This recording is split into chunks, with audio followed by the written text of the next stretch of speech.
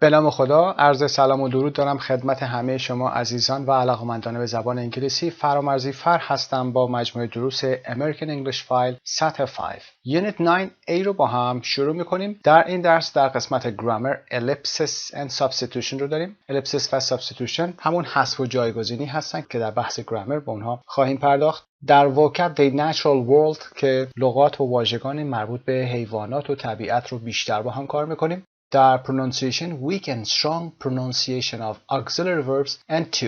در قسمت pronunciation شدت و ضعف استرس در تلفظ auxiliary verb ها و to رو با هم کار میکنیم. بریم قسمت quote.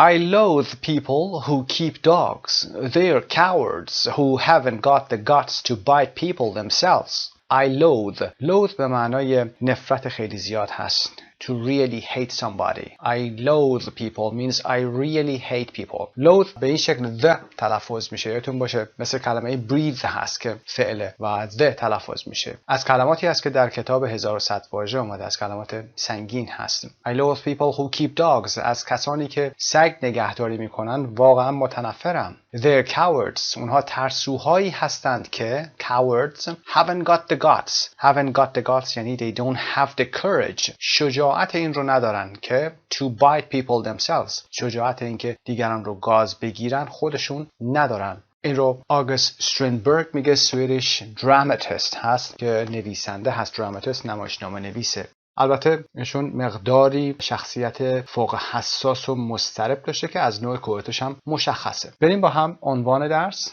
عنوان ما هم pets and pests هست که در کتاب ممکنه animals and pests آورده باشه. به دلایلی این اسم تغییر پیدا کرده، اما ما چیزی که در ویدیو داریم رو با هم کار میکنیم.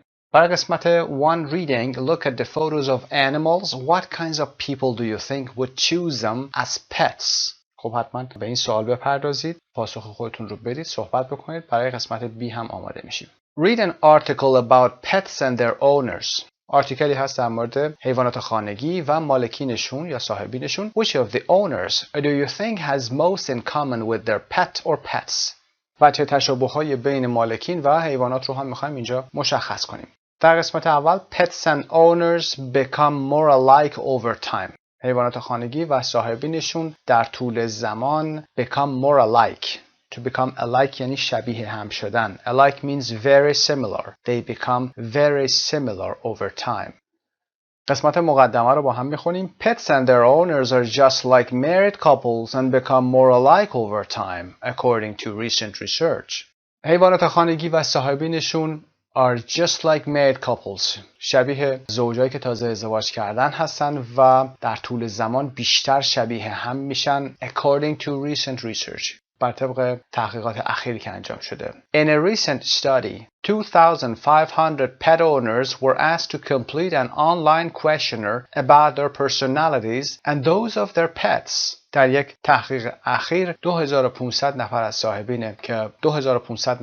صاحبین حیوانات خانگی ازشون خواسته شده که یک آنلاین کوئسشنر یا پرسشنامه آنلاین رو در مورد شخصیت خودشون و شخصیت حیوانات خانگیشون پر بکنن. The study showed that many dog lovers, cat owners and even reptile owners shared many of the same traits such as happiness, intelligence and sense of humor as their pets. این تحقیق نشون داد که نتیجه تحقیق رو داره میگه که بسیاری از عاشقین سگ، مالکین گربه و حتی مالکین خزندگان shared many of the same traits. trait یعنی صفت‌های رفتاری زیادی رو از قبیل شادی، هوش و ذکاوت و sense of humor که حس شوخ طبیعی حیواناتشون هست رو با هم دیگه شیر میکردن، یعنی مشابه هم بودن. نمونه اول رو the dog owner هست، با هم ببینیم.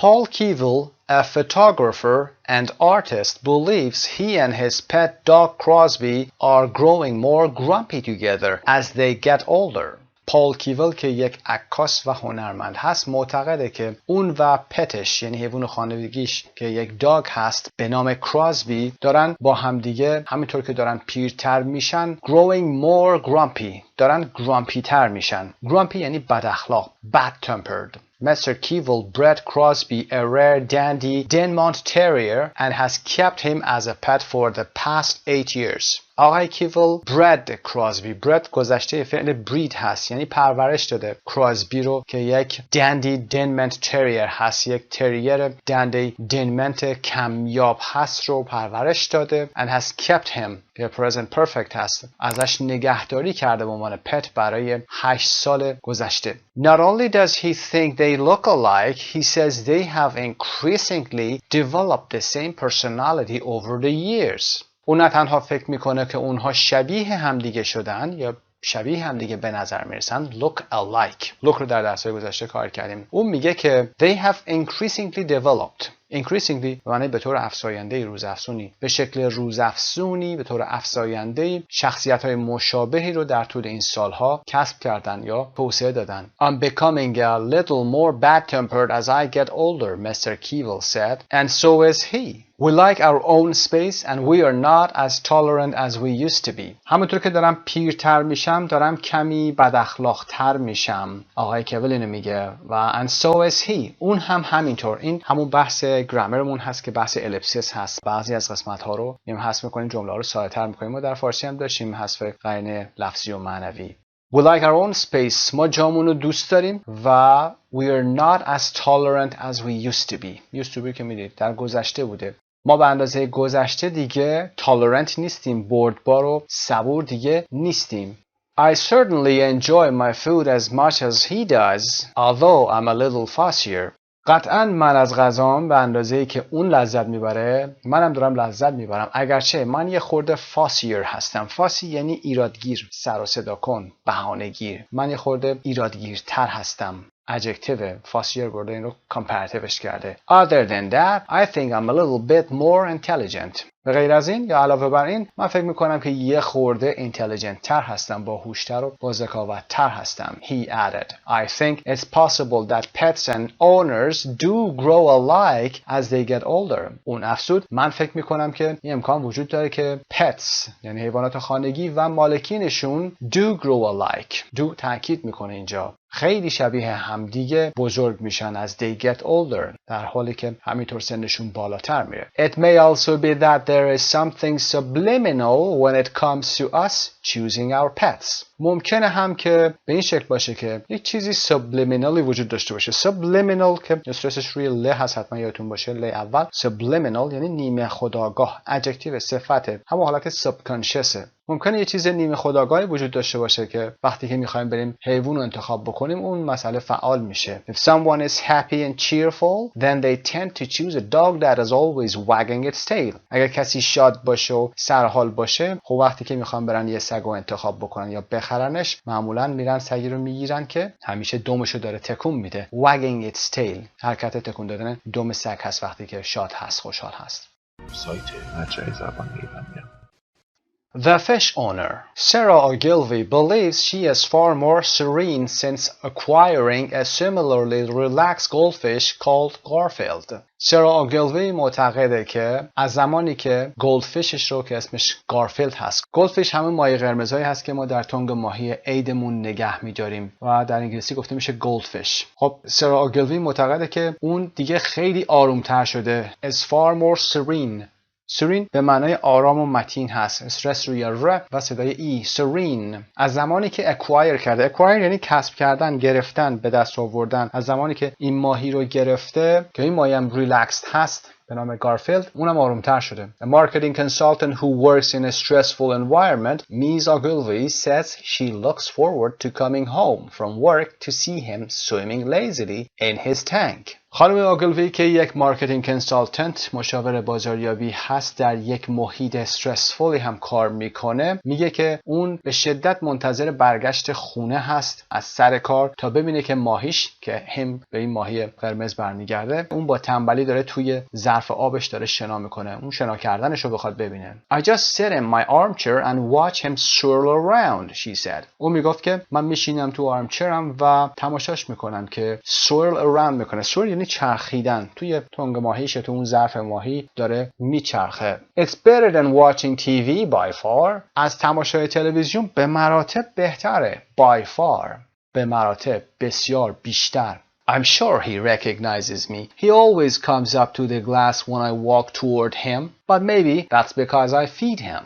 مطمئنم که اون منو میشناسه. He recognizes me. اون همیشه به سمت شیشه میاد وقتی که من به سمتش میرم. When I walk toward him. toward رو گفتیم به سمت چیزی رفتن هست. But maybe اما ممکنه که به خاطر این باشه که من فید میکنمش. من غذا بهش میدم. I feed him.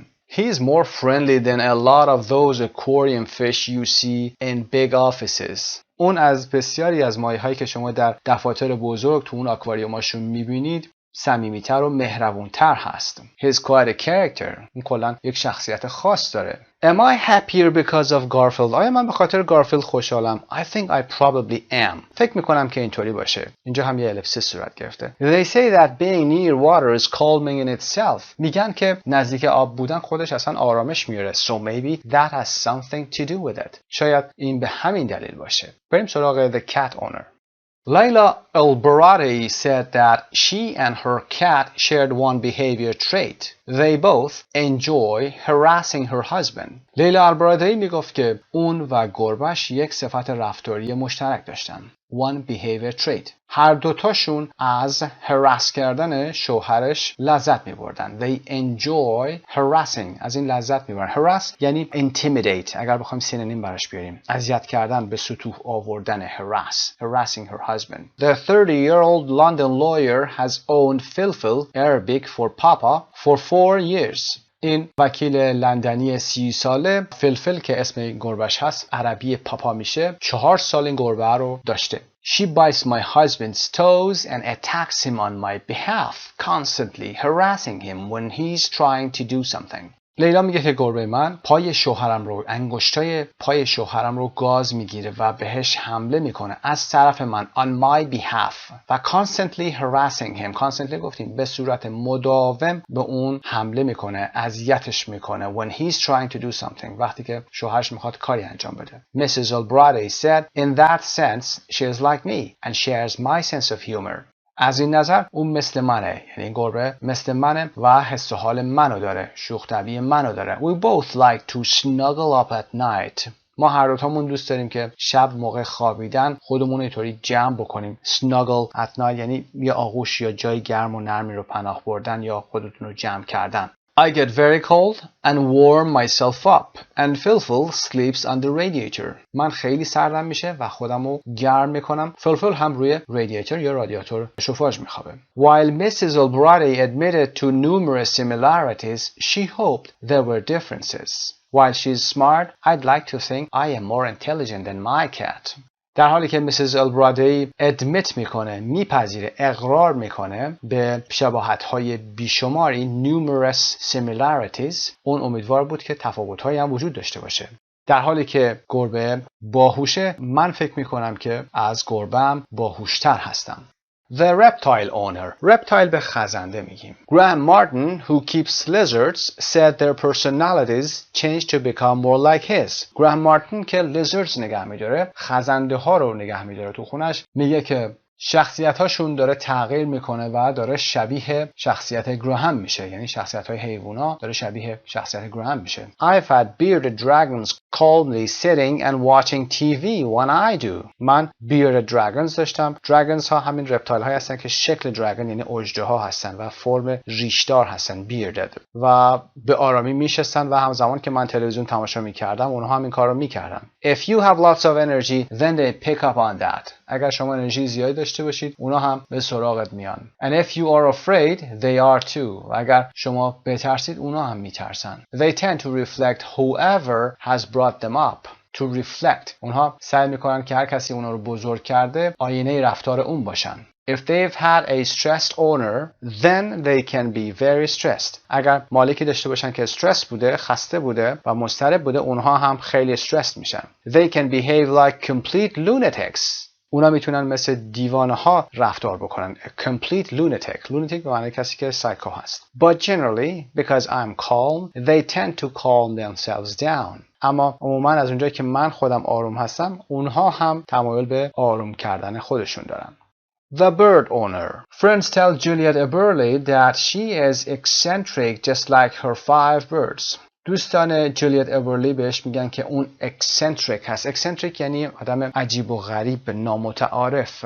دقیقاً مثل 5 تا پرندش. It's not so much me who thinks that, but I think some of my friends do. این فکر فقط فکر خود من نیست و فکر میکنم که بسیاری از دوستان من این فکر رو دارن. She conceded.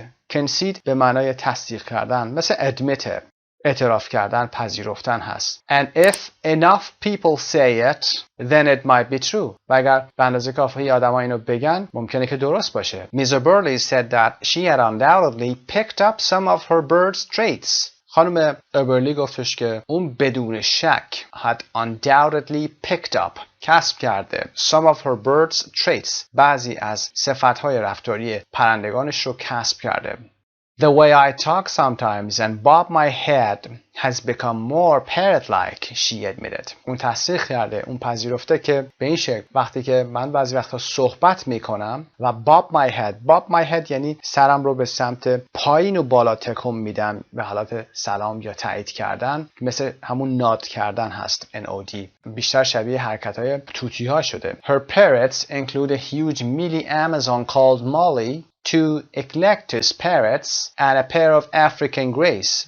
توتیای اون شامل این توتیا هستن که یک میلی آمازون بزرگ به نام مالی هست، 2 تا اکلکتس پرتس هستن که توتیای اکلکتس هستن و یه جفت افریکن گریز هستن. They all have individual traits she sees in herself. همه اونها صفتهای فردی دارن که اون توی خودش داره میبینه. Molly loves people, said Miss Burley. مالی عاشق مردم هست. At times she's kind of a show-off like me. بعضی وقتا هم اون یه جورایی شبیه من show-off میکنه و خودشون میخواد نشون بده که بیشتر داره یا غیره. And the Greys have a great sense of humor. و اون 2 تا گری ها هم که یک شوخ طبعی خاص و زیادی دارن. خب این قسمت با هم انجام شد. سوال قسمت بالا B رو یه پاسخ بدیم و بریم ادامه درس. قبل از اینکه این قسمت رو پاسخ بدیم حتما خودتون پاسخ بدید، بعد پاسخ رو چک میکنیم. Possibly the dog owner because he says they also look alike. dog owner هست که پاسخ ما میشه و اونا شبیه هم دیگه هستن. Which the others don't. اونا شباهت کامل رو نشون نمیدن. But accept any well-argued opinions. Well-argued opinions یعنی نظراتی که به اندازه کافی بحث شده در موردشون. Part C. Now read the article again and find answers to the questions below. Answer with D. The dog owner. اگر قسمت های زیر میخواید پاسخ بدید با حروف باید پاسخ بدید. برای the dog owner D میذارید. The fish owner F میذارید. The cat owner C میذارید. The reptile owner R میذارید و the bird owner براش B میذارید. Who Number 1 finds that their pet creates a different atmosphere from the atmosphere at work. پاسخ ها رو میذاریم در سمت چپ. چه کسی میگه که حیوانش جو یا محیط متفاوتی از محیط کار براش فراهم میکنه که fish owner هست. Number 2 enjoys the same pastimes as their pet. pastime هابی هست یعنی اوقات فراغت رو گذراندن، تفریح کردن هست که پاسخمون cat owner هست. Number 3 thinks that having a pet has changed them. فکر میکنه که پت داشتن یا حیوان خونگی داشتن اونا رو تغییر داده که fish owner هست. و number 4 says that other people think that they and their pet have similar personalities. این به bird owner برمیگرده. و number 5 thinks that people unconsciously buy pets that are like them. به صورت unconsciously در متن گفتیم subliminally. اگر بخوایم قیدش رو به کار ببریم subliminally حیواناتی میخرن که بیشتر شبیه خودشون هستن. پاسخمون D هست. dog owner. Number 6 thinks that pets personalities change according to the owners they have had. شخصیت حیوانا بر طبق مالکینشون تغییر میکنه که R میشه پاسخمون برای reptile owner. Number 7 thinks that they and their pet have developed in the same way simultaneously. به طور همزمان با هم تغییر کردن که پاسخمون D هست. dog owner. Thinks that their pets are changing to become more like them. حیواناتشون دارن تغییر میکنن و شبیه خود مالکین دارن میشن. این R هست برای reptile owner. Number 9 thinks that they now have gestures they have picked up from their pets. gesture دارن یعنی رفتارهای بدنی دارن که همون body languageمون هست که اینا رو از حیواناتشون کسب کردن که the bird owner هست که فعل bob رو داشتیم. bob my head B-O-B. Number 10 sleeps in the same way as their pet. به همون شکلی که حیواناتشون میخوابن که کت بوده برای خانم لیلا البرادی بوده که فعل snuggle up داشتیم. snuggle up at night که جمع کردن خودتون برای خوابیدن به این شکل. خب بریم برای قسمت بعد. Lexis in context. Part D. Find the following words in the text related to personality. در قسمت متن صفحه قبلمون introduction, the dog owner, the fish owner, the cat owner, the reptile owner و the bird owner قسمت های مختلف کلمات مشابه رو پیدا بکنید یا در ارتباط با این توضیحاتی که در اینجا آورده شده بعد پاسخ‌ها رو با هم چک می‌کنید. In introduction, number 1. Similar to somebody or something. adjective هم هست. alike. گفتیم شبیه چیزی بودن. و number 2. noun هست. a particular quality in your personality. که trait هست. یک صفت خاص هست. یک شخصیت یا یک رفتار خاص هست در شخصیت شما. noun هم هست. trait. The dog owner bad tempered گفتیم grumpy میشه و برای able to accept what other people do and think tolerant هست. بردبار بودن، پذیرا بودن، صبور بودن. و number 5 fussy هست adjective گفتیم concerned about unimportant details. به جزئیاتی که اصلا اهمیتی نداره خیلی اهمیت دادن. و the fish owner که calm بوده و کلمه serene و relax رو اونجا داشتیم. serene. در the cat owner clever رو داشتیم که smart و intelligent میتونیم براش بگیم. The reptile owner crazy people lunatics noun هست. The bird owner strange or unusual eccentric رو کلمات خیلی خوبی هستن. A person who tries to impress other people by showing how good he or she is at doing something. کسی که میخواد نشون بده در کاری چقدر خوب هست و دیگران تحت تاثیر قرار بده. A show off هست. We call him or her a show off. He's a show off. She's a show off. و اما در part E, think of pets you have or have had or people you know who have pets. Do you agree with the article that pets and their owners become more alike over time? از موضوعاتی که یاد گرفتید در این متن و اگر تجربه خاصی دارید، خاطره خاصی دارید میتونید در این قسمت با دوستاتون حتما صحبت کنید. و اما در گرامر ellipsis and substitution که حذف هست و یا جایگزینی در این قسمت با موضوعی آشنا میشیم و مقدمه‌ای هست برای موضوع بعد میریم برای قسمت گرامر که بیشتر توضیح بدیم. Complete the sentences from the text with an auxiliary verb. What is their function in the sentences. این کلماتی که جا افتاده در متن پایین رو میایم پرشون میکنیم قسمت‌های خالی رو و بعد پاسخ سوال بالا رو هم خواهیم داد. پاسخ‌ها رو بزنیم سمت چپ. Number 1. I'm becoming a little more bad-tempered as I get older and so is he. Means so is he becoming more bad-tempered. Number 2, I certainly enjoy my food as much as he does. 3, am I happier because of Garfield? I think I probably am. 4, I've had bearded dragons calmly sitting and watching TV when I do. Number 5, it's not so much me who thinks that, but I think some of my friends do. خب همونطور که دیدید ما جمله‌های بعدیمون عبارت‌های بعدیمون خلاصه تر شده با استفاده از auxiliary verb هایی که استفاده کردیم مثل is, does, am, do و دیدیم که کاربرد این کلمات چی هست. همه این کلمه ها جای یک عبارت کامل رو که گفته نشده گرفتن، عباراتی که معناشون از بافت جمله مشخصه. البته اگر این عبارت دوم رو ما فقط داشته باشیم متوجه نخواهیم شد که چه چیزی گفته شده. از بافت اول متوجه میشیم که این جمله که در اون الیپسیس صورت گرفته و یا سابستیتوشن صورت میگیره که در گرامر صحبت میکنیم به چه معنایی هست.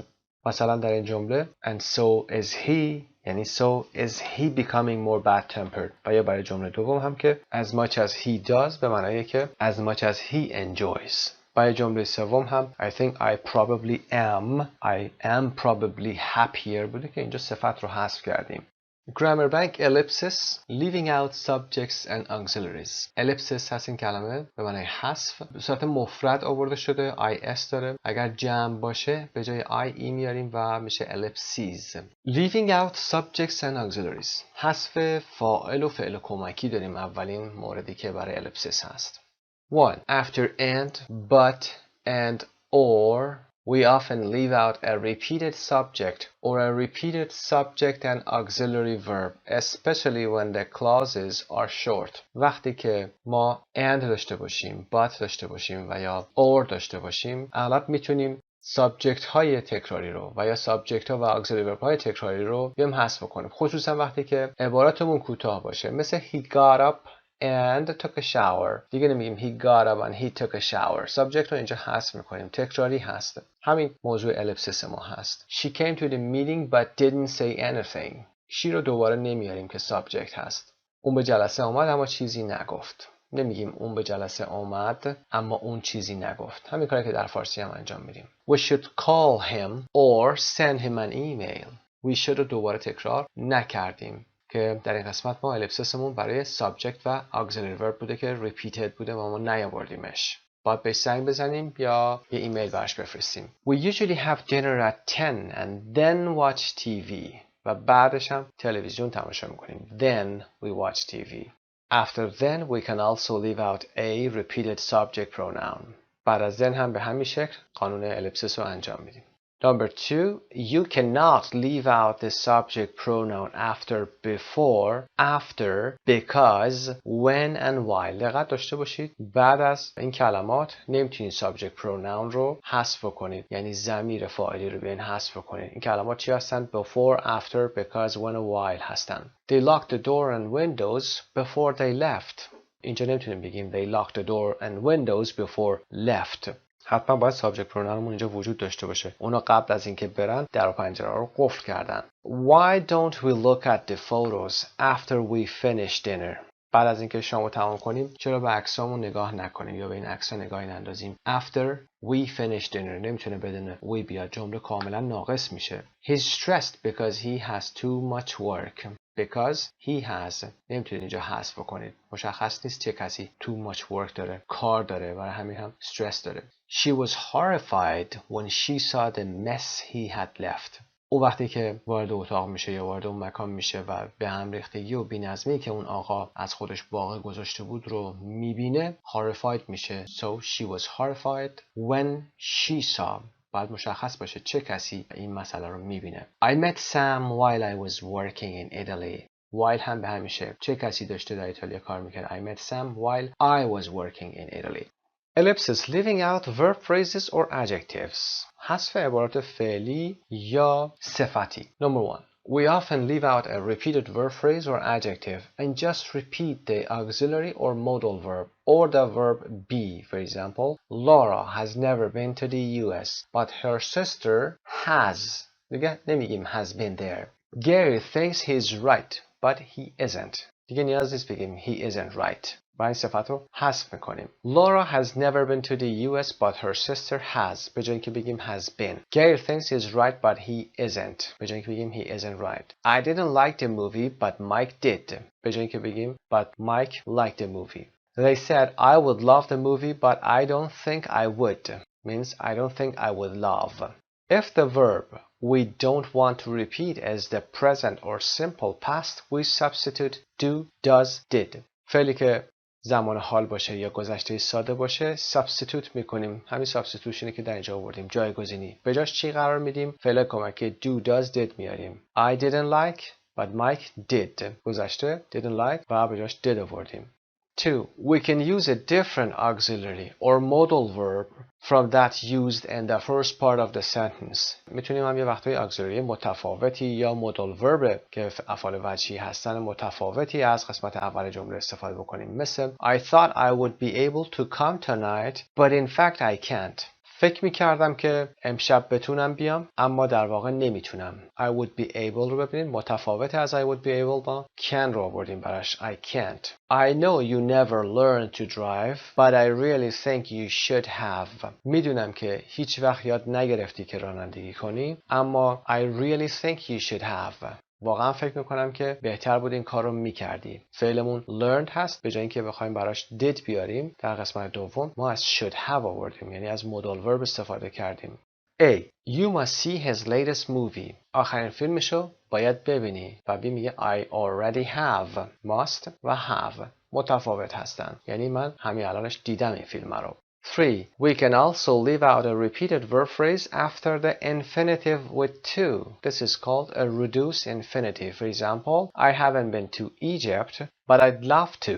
Or I'd love to go. همچنین میتونیم این حالت رو هم داشته باشیم، یعنی reduced infinitive داشته باشیم. یا repeated verb phrase هست که بعد از infinitive با to میاد، مثل مثالی که در اینجا آوردیم I haven't been to Egypt but I'd love to go. ما فعل go رو که base form هست رو بعد از I'd love میایم حذفش میکنیم. means I'd love to means I'd love to go. یه مثال ببینید دوباره. مثال اول که تکراری هست. من هنوز به مصر نرفتم اما واقعا عاشق اینم که برم یا برم ببینم. اینجا دیگه میگم I'd love to. The students cheated on the exam even though I told them not to.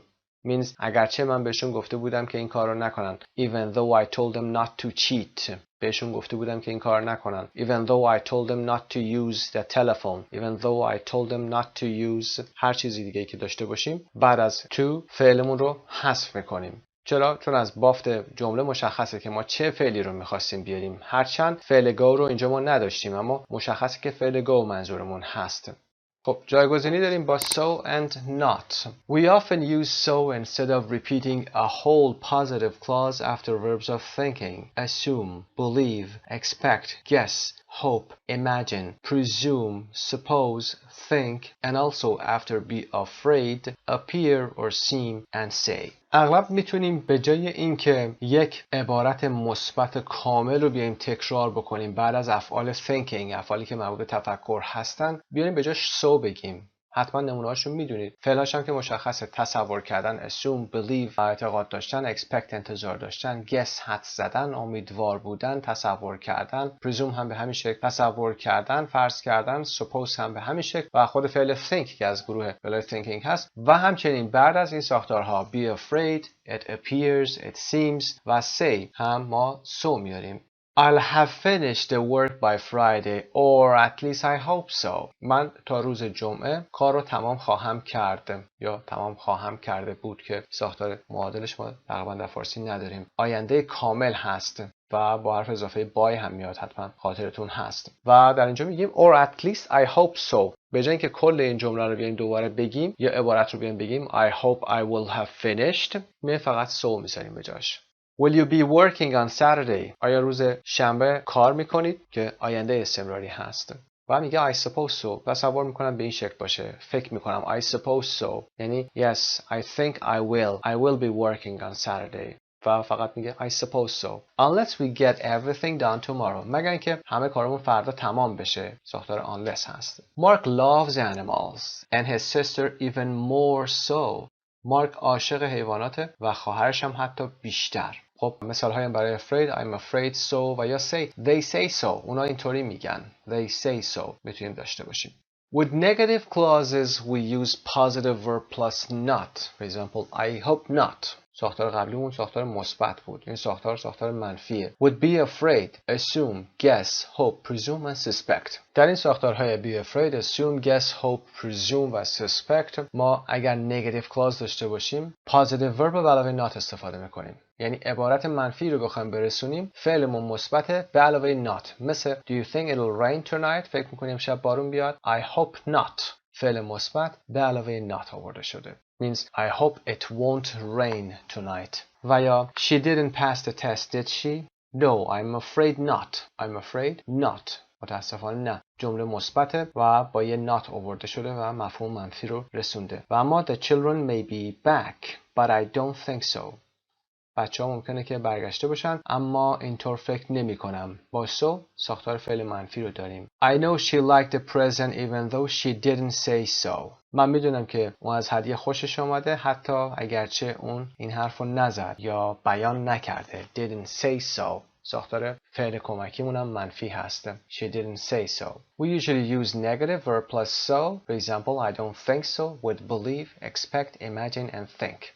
که این رو هم که در بالا عرض کردم خدمتتون که ساختار so هست و افعالی مثل believe, expect, imagine و think ما این ساختار رو داریم که negative verb رو به علاوه so داریم. I don't think so, I don't expect so, I don't imagine so. خب گرامر این قسمت ellipsis and substitution به پایان رسید. حتما تمرین های این صفحه رو هم انجام بدید. استفاده کنید از این تمرین ها، بهتون کمک میکنه و بعد برگردید به متن درس اصلی. Part 3 Pronunciation. Weak and strong pronunciation of auxiliary verbs and to. Read the dialogues and underline the auxiliaries or to when you think they are stressed. Listen and check, then practice saying the dialogue. خب چند مرحله داریم برای این کار. یک بار متن پایین رو میخونید و جایی که احساس میکنید که باید فعل کمکی و تو استرس بگیره زیرش آندرلاین میکنیم. بعد از اون به فایل صوتی گوش میکنیم، بعد پاسخ‌ها رو قرار میدیم. قسمت اول رو خودتون انجام بدید و بعد فایل صوتی رو میذاریم. 5.9 Do you like dogs? No, I don't. But my husband does. So does mine. We have 3 German Shepherds. I took a cruise to Alaska last summer. Lucky you. I'd love to do that. Did you see any whales? No, I wanted to, but I got seasick, and I mostly stayed in my cabin. Allie doesn't have any pets, does she? She does have a pet. She has a hamster. Ugh, I don't like hamsters. Neither do I. They're too much like mice. خب پاسخ رو هم با هم ببینیم. پاسخ رو چک بفرمایید، ببینید که به چه صورت کدوم قسمت ها فعل کمکی استرس گرفتن و بعد از اینکه مطالعه کردید در قسمت پایین توضیح کاملش رو میدیم برای اینکه تکرار نشه این موضوع. در قسمت پایین حتما توضیح میدیم که چه وقتهایی این فعل کمکی استرس میگیرن. Part B answer the questions with a partner. این موضوع در این قسمت توضیح داده میشه با سوالی که اینجا پرسیده شده و پاسخی که الان قرار میدیم و توضیح خواهیم داد. Are auxiliary verbs stressed S or unstressed U in the following؟ فعل کمکی در شرایط پایین آیا استرس میگیرن که باید جلوش اس بذاریم و یا U که unstressed میشن؟ در question tags که میدونید دوم سوالی ها هست. In short answers پاسخ کوتاه WH question ها و negative sentences جمله منفی when they are used for emphasis وقتی برای تأکید میان در جمله و with so and neither و when they are the last word in a sentence وقتی که به عنوان آخرین کلمه جمله میان. For number one S means stressed. In question tags در question tag ها گفتیم که حتما اینها استرس میگیرن. در short answer هم همینطور negative sentences و when they are used for emphasis وقتی برای تأکید میان حتما استرس میگیرن and when they come as the last word in a sentence وقتی که به عنوان آخرین کلمه هم میان حتما مثل جمله دوم در قسمت بالا که B میگه no I don't but my husband does اینجا در آخر قرار گرفته. حالا آن استرس ها کدوم هستن؟ در WH question فعل کمکی استرس نمیگیرن. with so and neither هم همینطور. The auxiliary verb in yes and no questions, for example, did you see her? Do you like it? Can be stressed or unstressed depending on how fast the person is talking. گاهی وقتا yes no question که داریم بسته به اینکه فرد تون صحبت بکنه، به چه شکلی صحبت بکنه، یه وقتی استرس میگیره و یا استرس نمیگیره. For example, did you see her? Did you see her? Do you like it or do you like it؟ به این شکل. و برای number two. Number two, what vowel sound do unstressed auxiliaries usually have? auxiliary هایی که unstressed میشن یعنی استرس نمیگیرن چه صداهایی دارن معمولا؟ The sound a که معروف به شو هست. The exceptions are did which is pronounced did even when it's unstressed. And do in the phrases so do I and neither do I where it is pronounced do. خب صدای شما که میشناسید استثناءات هم که کمکی did هست که به این شکل تلفظ میشه و do در عبارتهایی که مثل so do I هست و neither do I هست اینها تغییری ندارن. Number three, how is to pronounced? A. When it's unstressed. B. When it's stressed. وقتی که استرس نداشته باشه صدای شما رو که در بالا گفتیم میگیره. مثل I want to go. I want to go به صدای ت کوچیک هست. ت با صدای شوا هست. کشیده نیست. ولی وقتی که میخواد استرس بگیره صدای او میده. I want to به این شکل. I want to. در جمله بعد این رو ادامه میدیم. When is too stressed. چه وقتی استرس میگیره؟ When it is used in ellipsis. وقتی که در حذف استفاده بشه. For example, I don't have a pet but I want to. من پت ندارم اما میخوام که داشته باشم. And if it is the last word in a sentence, for example, I'm not sure who I spoke to. مطمئن نیستم با کی صحبت کردم. I'm not sure who I spoke to. نمیگیم I'm not sure who I spoke to. Or question, for example, which restaurant are you going to? Which restaurant are you going to? نمیگیم which restaurant are you going to. خب این سوالات پاسخ داده شده. برای قسمت کمیونیکیشن هم مثل همیشه میتونید برید به صفحات زوجی که میاره مثل 120 و 122 match the sentence halves هست که میتونید این کار رو خودتون انجام بدید. موضوع که برای تاپیک درس بود رو حتما بگیم تا فراموش نکردیم. اونجا animals and pests که آورده pets and pests بوده که pest به معنای آزار کردن و اذیت کردن هست. حالا میتونه مصیبت و این شکل کلمات هم بشه. pets and pests یعنی حیوانات خانگی و بلاها یا مصیبت ها. pest. به این ترتیب درس یونیت 9A قسمت اول هم به پایان میرسه. خسته نباشید. به نام خدا. یونیت 9A Part 2 Page 86 Vocabulary The Natural World. Work with a partner. How many of the quiz questions can you answer? بریم با هم قسمت اول رو ببینیم. پاسخ‌ها رو سمت راست قرار دادیم. What do you call a young dog, cat, horse و cow? اسم بچه‌های این حیوانات رو به انگلیسی یاد می‌گیریم. A dog, a puppy, cat, kitten, horse, foal, cow, calf و یا calf in British, calves, plural in American, calves in British. پس برای بچه سگ puppy، برای بچه گربه kitten، برای بچه horse میگیم foal و برای بچه یک cow که گوساله هست میگیم calf که American هست و calf که بریتیششه و جمعش هم که به این شکل اسامی که به این شکل به F ختم میشن ما VES جمع میبندیم. برای number 2 which creatures live in. خب مکانهای زندگی رو میخوایم ببینیم. برای nest، hive، stable، kennel، tank و cage. برای حیواناتی مثل پرندگان ما nest رو استفاده میکنیم. Birds live in nests. توی آشیانه زندگی میکنن. Hive کندو هست for bees.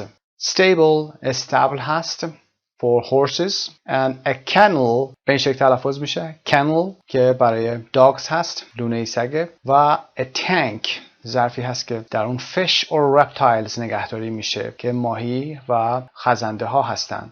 ظرفای شیشه‌ای هستن، معمولاً بزرگ هستن یا به شکل متوسطی در خونه ها نگهداری میشه.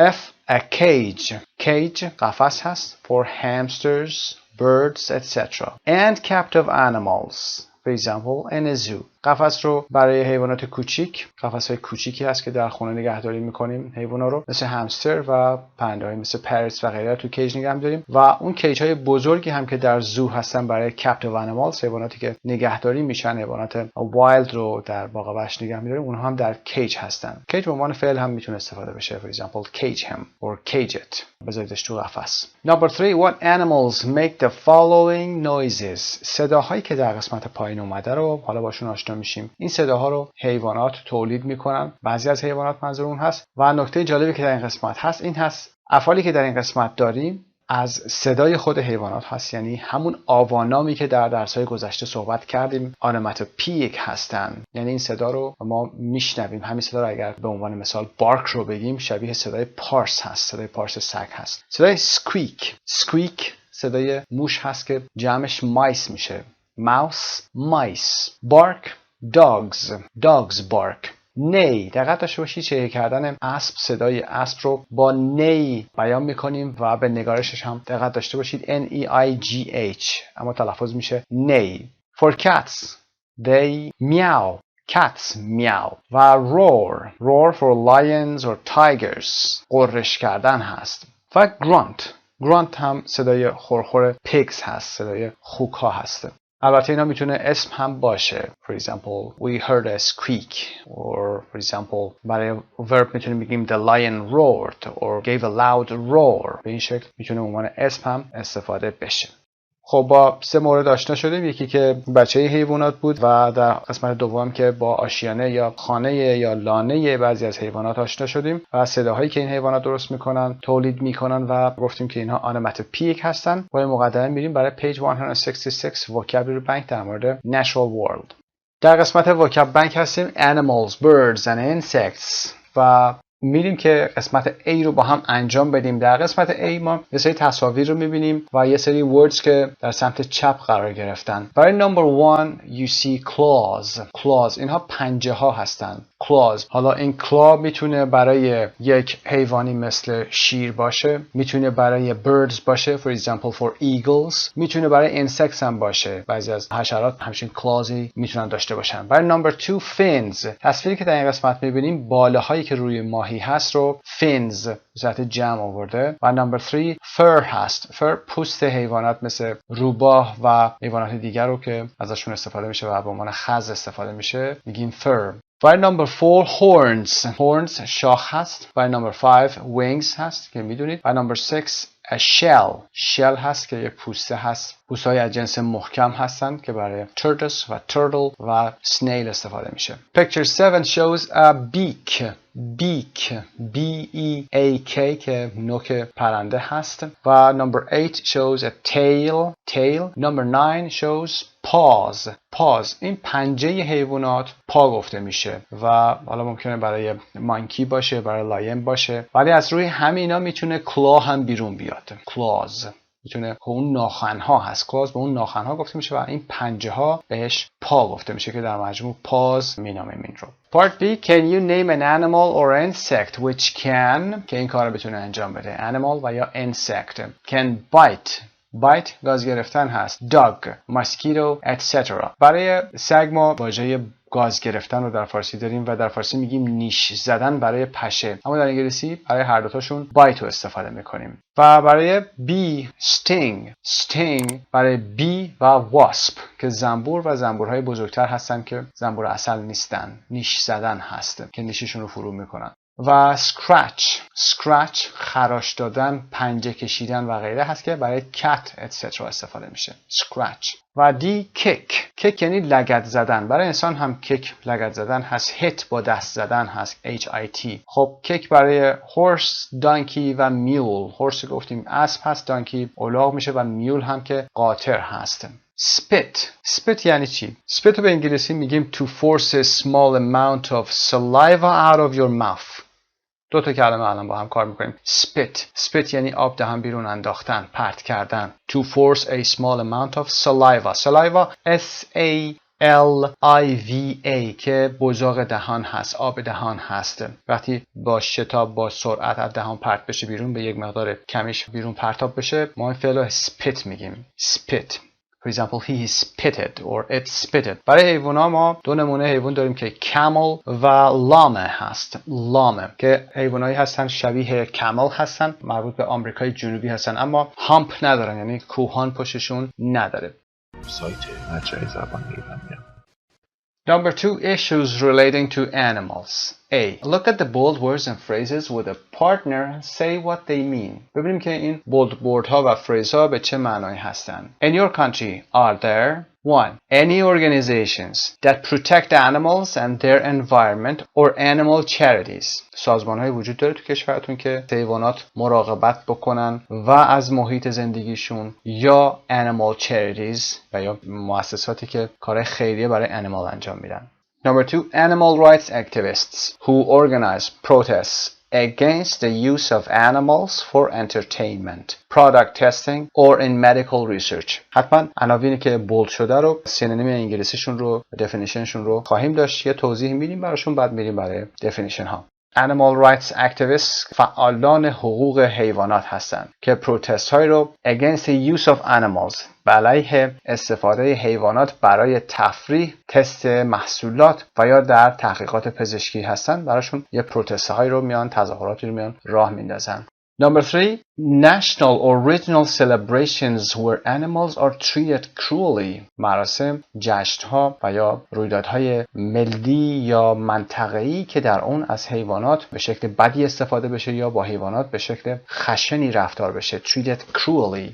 Number 4, national parks or conservation areas where animals live in the wild. آیا پارک‌های ملی وجود داره و یا مکان‌های یا نواحی مراقبت شده‌ای وجود داره، conservation areas، که در اونها حیوانات به صورت آزاد میتونن زندگی بکنن. 5. Endangered species. Endangered یعنی در معرض خطر، گونه‌های در معرض خطر، species. Number 6, animals that are hunted for sport. حیواناتی که برای ورزش شکار میشن. They are hunted. Number 7, animals that are being bred in captivity in order to reintroduce them into the wild. حیواناتی که در captivity یعنی در جایی که به شکل اسارت در باغ وحش و یا غیره نگهداری میشن، bred میشن به عنوان فعل از breed اومده، در درس گذشته کار کردیم، به معنی پرورش دادن. و به چه منظوری؟ in order to، که اینا رو دوباره بیان reintroduce بکنن، یعنی که زاد و ولد بکنن و دوباره اینا رو بیان به حیات وحش بفرستن و رهاسازی کنن. Number 8, animals that are kept or transported in inhumane conditions. For example, veal calves. حیواناتی که به شکلی یا در شرایط inhumane نگهداری میشن یا حمل و نقل میشن. inhumane رو کار خواهیم کرد. inhumane اپوزیتش humane هست. دقت داشته باشید تفاوت humane با human تفاوتشون در ای هست. human به معنای انسان، ای نداره. humane صفت بودنشه، شرایطی که humane باشه شرایط انسانیه، شرایطی هست که حیوانات در اون عذاب نمیبینن، زجر نمیبینن. inhumane conditions شرایط غیر انسانیه. خب veal calves. veal is the meat of a young cow or a calf. veal گوشتش هست، گوساله های گوشتی به این شکل در شرایط بد نگهداری میشن. اونا رو به شکلی نگه میدارن که گوشتشون ترد باقی بمونه. ویل کپس رو به این شکل در کپتیویتی نگه میدارن که بدنشون گوشتشون ترد باشه و برای انسان‌ها خوشمزه تر باشه. خب پاسخ‌ها رو هم با هم چک میکنیم. پاسخ‌هاش رو هم بیاریم.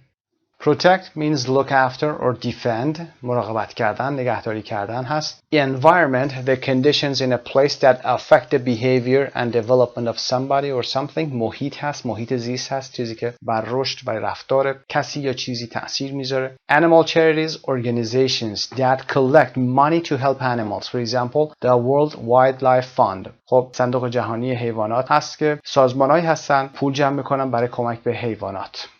charities هستن، خیریه هستن. Number 2, animal rights activists, people who demonstrate, often violently, for animal rights, for example, against animal experiments. علیه آزمایش برای حیوانات. بعضی هستن که demonstrate often violently، با خشونت هم به تظاهرات میپردازن. Treated cruelly, handled in a cruel or violent way هست. Number 4, live in the wild means live in their natural habitat, not in zoos. habitat به محل اسکان حیوانات میگیم، در محل سکونت طبیعیشون زندگی بکنن. They live in the wild. For example, tigers should live in the wild, not in zoos. خب میریم برای قسمت بعد. Number 5. Number 5, endangered species. Kinds of animals that are in danger of becoming extinct. گونه هایی از حیوانات هستن که در خطر extinct شدن هستن، انقراض هستن. اسمش رو قسمت تی میذاریم، extinct. For example, the tiger, the polar bear که ببر هست و خرس قطبی. 6, hunted for sport, killed for enjoyment rather than for food. به جای اینکه برای غذا شکار بشن و یا کشته بشن، برای لذت بردن و تفریح انسان ها هستن. For example, ducks in the US, wild boars and birds in the Mediterranean countries. اردک رو در ایالات متحده هانت میکنن for sport و wild boars که گرازهای وحشی هستن و پرندگان در کشورهای مدیترانین که حاشیه دریای مدیترانه هستن. Number 7, bred in captivity, kept in order to reproduce. وقتی bred in captivity میشن یعنی که در باغ وحش و یا در قفس نگهداری میشن تا اینکه reproduce بشن، که تولید مثل بکنن. 8, veal calves, calves that are kept in small cages and never allowed to run so that their meat stays tender until they are killed and sent to market. calves گفتیم بچه های گاو هستن، گوساله هایی که در قفس های کوچیک نگهداری میشن و بهشون اجازه دویدن داده نمیشه تا اینکه گوشتشون tender بمونه، یعنی ترد تازه بمونه until they are killed and sent to market، تا اینکه کشته بشن و به مارکت فرستاده بشن. Part B, answer the questions, give examples. سوالات بالا رو حالا کامل پاسخ بدید. اگر مثال هم براش دارید که مثال ها رو هم بیان کنید. Part 3, animal idioms. Read the sentences and try to guess the meaning of the bold idioms, then match them to definitions A to O.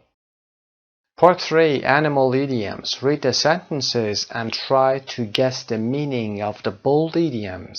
Then match them to definitions A to O. در جمله های پایین قسمت هایی که بولد شده ایدیم هایی هست که اسم حیوانات در اونها اومده. اولی کاری که باید بکنیم این هست که ببینیم معانی این ایدیم ها چی میشه و بعد در قسمت پایین که قسمت بعد هست و با باکس های کوچیکی علامت گذاشته شده، اونها دفینیشن های مناسب هر کدوم از این ایدیم ها هستند. ما میتونیم این قسمت رو توضیح بدیم و دفینیشن ها رو اعلام میکنیم اینجا، پاسخ ها رو میذاریم و شما مچشون میکنید، چون برای ما مقدور نیست دو صفحه رو با هم نشون بدیم. توضیح میدیم و میگیم که با کدوم هست. شما فقط باید از روی کتابتون دقت داشته باشید، نگاه کنید و با هم چک کنیم پاسخ ها رو. پاسخ ها رو سمت چپ قرار دادیم. بریم برای number 1. I worked like a dog on this project, so I hope I'm going to get the credit for it. I worked like a dog یعنی سخت کار کردن. من سخت برای این پروژه کار کردم یا روی این پروژه سخت کار کردم و امیدوار هستم که اینو به اسم من تمام کنن و یا اینکه اعتبارش رو به من بدن که با گزینه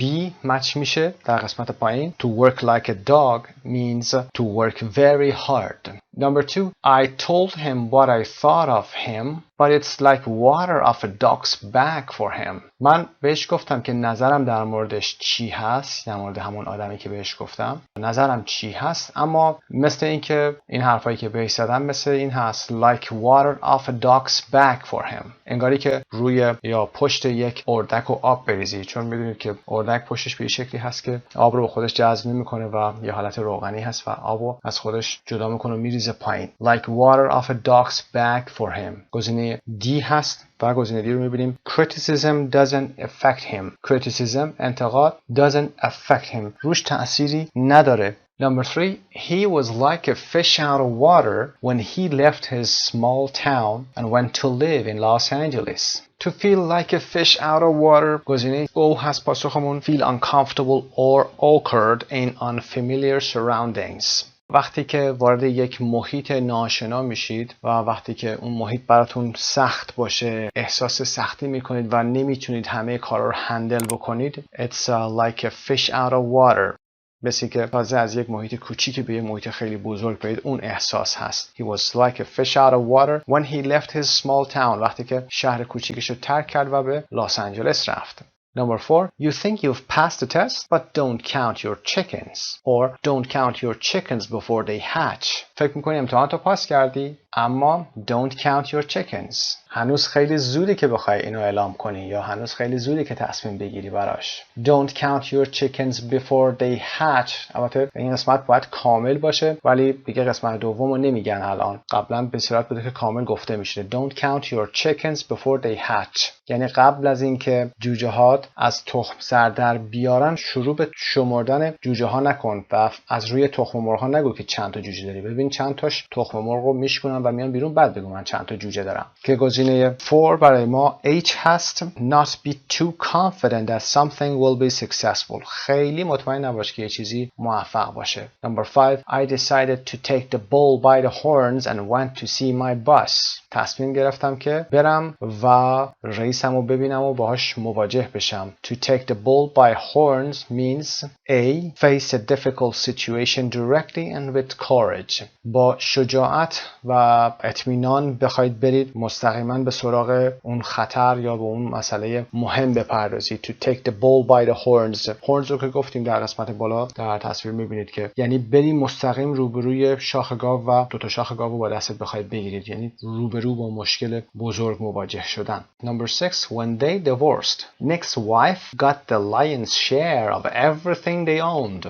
وقتی که اون آقا خانم از هم جدا شدن، خانم نیک بیشترین سهمی که اونها با هم داشتن رو از آن خودش کرد. To get the lion's share میدونید که شیر خب قدرتش از همه حیوانات بیشتره، خب سهم بیشتری رو هم میگیره اگر قرار باشه چیزی تقسیم بشه. So to get the lion's share of everything they owned. پاسخ ما هم برای 6G هست. ببینیم G رو توضیح بدیم. The largest or best part. بهترین و یا بزرگترین سهم رو از آن خودش کردن هست.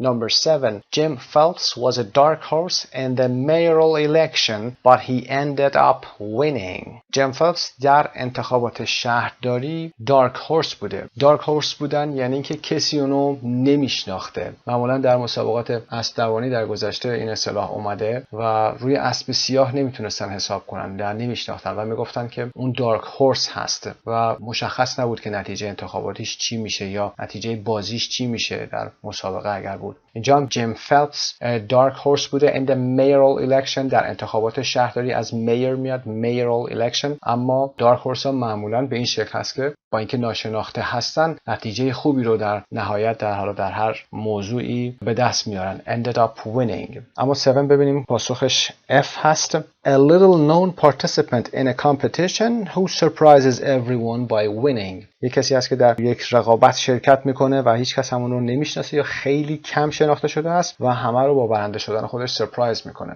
Number 8. I'm in the doghouse because I forgot our wedding anniversary. I'm in the doghouse. وقتی کسی in the doghouse قرار میگیره یعنی اینکه مغضوب میشه، یعنی اینکه مورد غضب طرف مقابلش قرار میگیره. معمولا هم این رو برای ارتباطات بین شخصی و خصوصا آقا خانم‌ها استفاده میکنن. I'm in the doghouse because I forgot our wedding anniversary. سالگرد ازدواجمون رو فراموش کردم و الان مورد غضب همسرم قرار گرفتم. 8. ببینیم گزینش چی هست. در قسمت پایین L هست. Somebody, usually your partner, is annoyed with you about something. وقتی که کسی، حالا میتونه پارتنر شما باشه، معمولا به خاطر که یه موضوع اتفاق افتاده و دست شما ناراحته، مورد خشم و غضب کسی قرار گرفتن هست. I'm in the doghouse or she is in the doghouse. Number 9. He made a real pig of himself at the dinner. He had second helpings of everything. He made a real pig of himself. اینقدر با حرص و ولع غذا خورد موقع شام که این اصطلاح رو براش به کار بردن. مثل خوک غذا خوردش. خودشون مثل یک خوک نشون داد. He made a real pig of himself at the dinner. موقع شام. و اون had second helpings of everything. To have second helping یعنی که از یک غذایی بار دوم کشیدن. و ایشون had second helpings of everything یعنی از هر غذایی دوبار کشیدش. پاسخ ما برای number 9 I هست. بریم پایین رو ببینیم. Eat and drink too much. Be very greedy. خیلی طمع داشتن هست. حرص و ولع داشتن هست. Number 10. When my car broke down at the end of such an awful day, it was really the last straw that breaks the camel's back. The last straw. میدونید وقتی که روی یه حیوانی بار میذارن، مثلا یک اسب یا یک شتر، حالا در این مثال هست، میگن اون آخرین باره هست، اون آخرین تکه چوبی که حالا میذارن رو دوشش هست، اونه که دیگه کمر حالا شتر رو میشکنه. When my car broke down at the end of such an awful day. وقتی ماشین من در انتهای اون روز واقعا خراب و افتضاح، حالا اینم خراب میشه. It was really the last straw. این بود که دیگه منو نابود کرد. It was the last straw. و نمبر 10 پاسخمون هم در قسمت پایین ببینیم. J هست. The last in a series of bad events that makes you unable to accept the situation any longer. دیگه اینقدر وضعیت خراب هست، یه چیزی هم در آخر میاد همه رو خراب میکنه و قابل تحمل دیگه نیست اون situation. پس the last straw و یا the last straw that breaks the camel's back. straw هم به نی میگیم. حالا این نیایی که در فروت جوس ها هم استفاده میشه و با اون فروت جوس ها رو میخورن، استفاده میکنن، همین straw هست. حالا میتونه نی حصیری باشه که برمیگرده به اصل خودش. the last straw. Number 11. The company says they're not going to lay anyone off with the restructuring, but I smell a rat. شرکت اعلام کرده که قرار نیست اونا lay off داشته باشن. They're not going to lay anyone off. قبلا lay off رو کار کردیم. گفتیم lay off یعنی کنار گذاشتن کسی، تعدیل نیرو کردن، کسی رو از کار برکنار کردن. با restructuring یعنی با ساختار یا ساخت و ساز جدیدی که میخوان برای سازمان داشته باشن، قرار نیست کسی رو بیرون کنن. اما من I smell a rat. اما من خیلی مشکوکم. یه بوهایی میاد. I smell a rat. Number 11 پاسخ رو هم ببینیم. N هست. Think that something is wrong or that somebody is trying to deceive you. وقتی احساس بکنید که یه چیزایی درست نیست، یه چیزایی مشکلی داره و somebody is trying to deceive you و قرار کسی شما رو فریب بده، میتونید از این ایدیم استفاده کنید. بگین I smell a rat.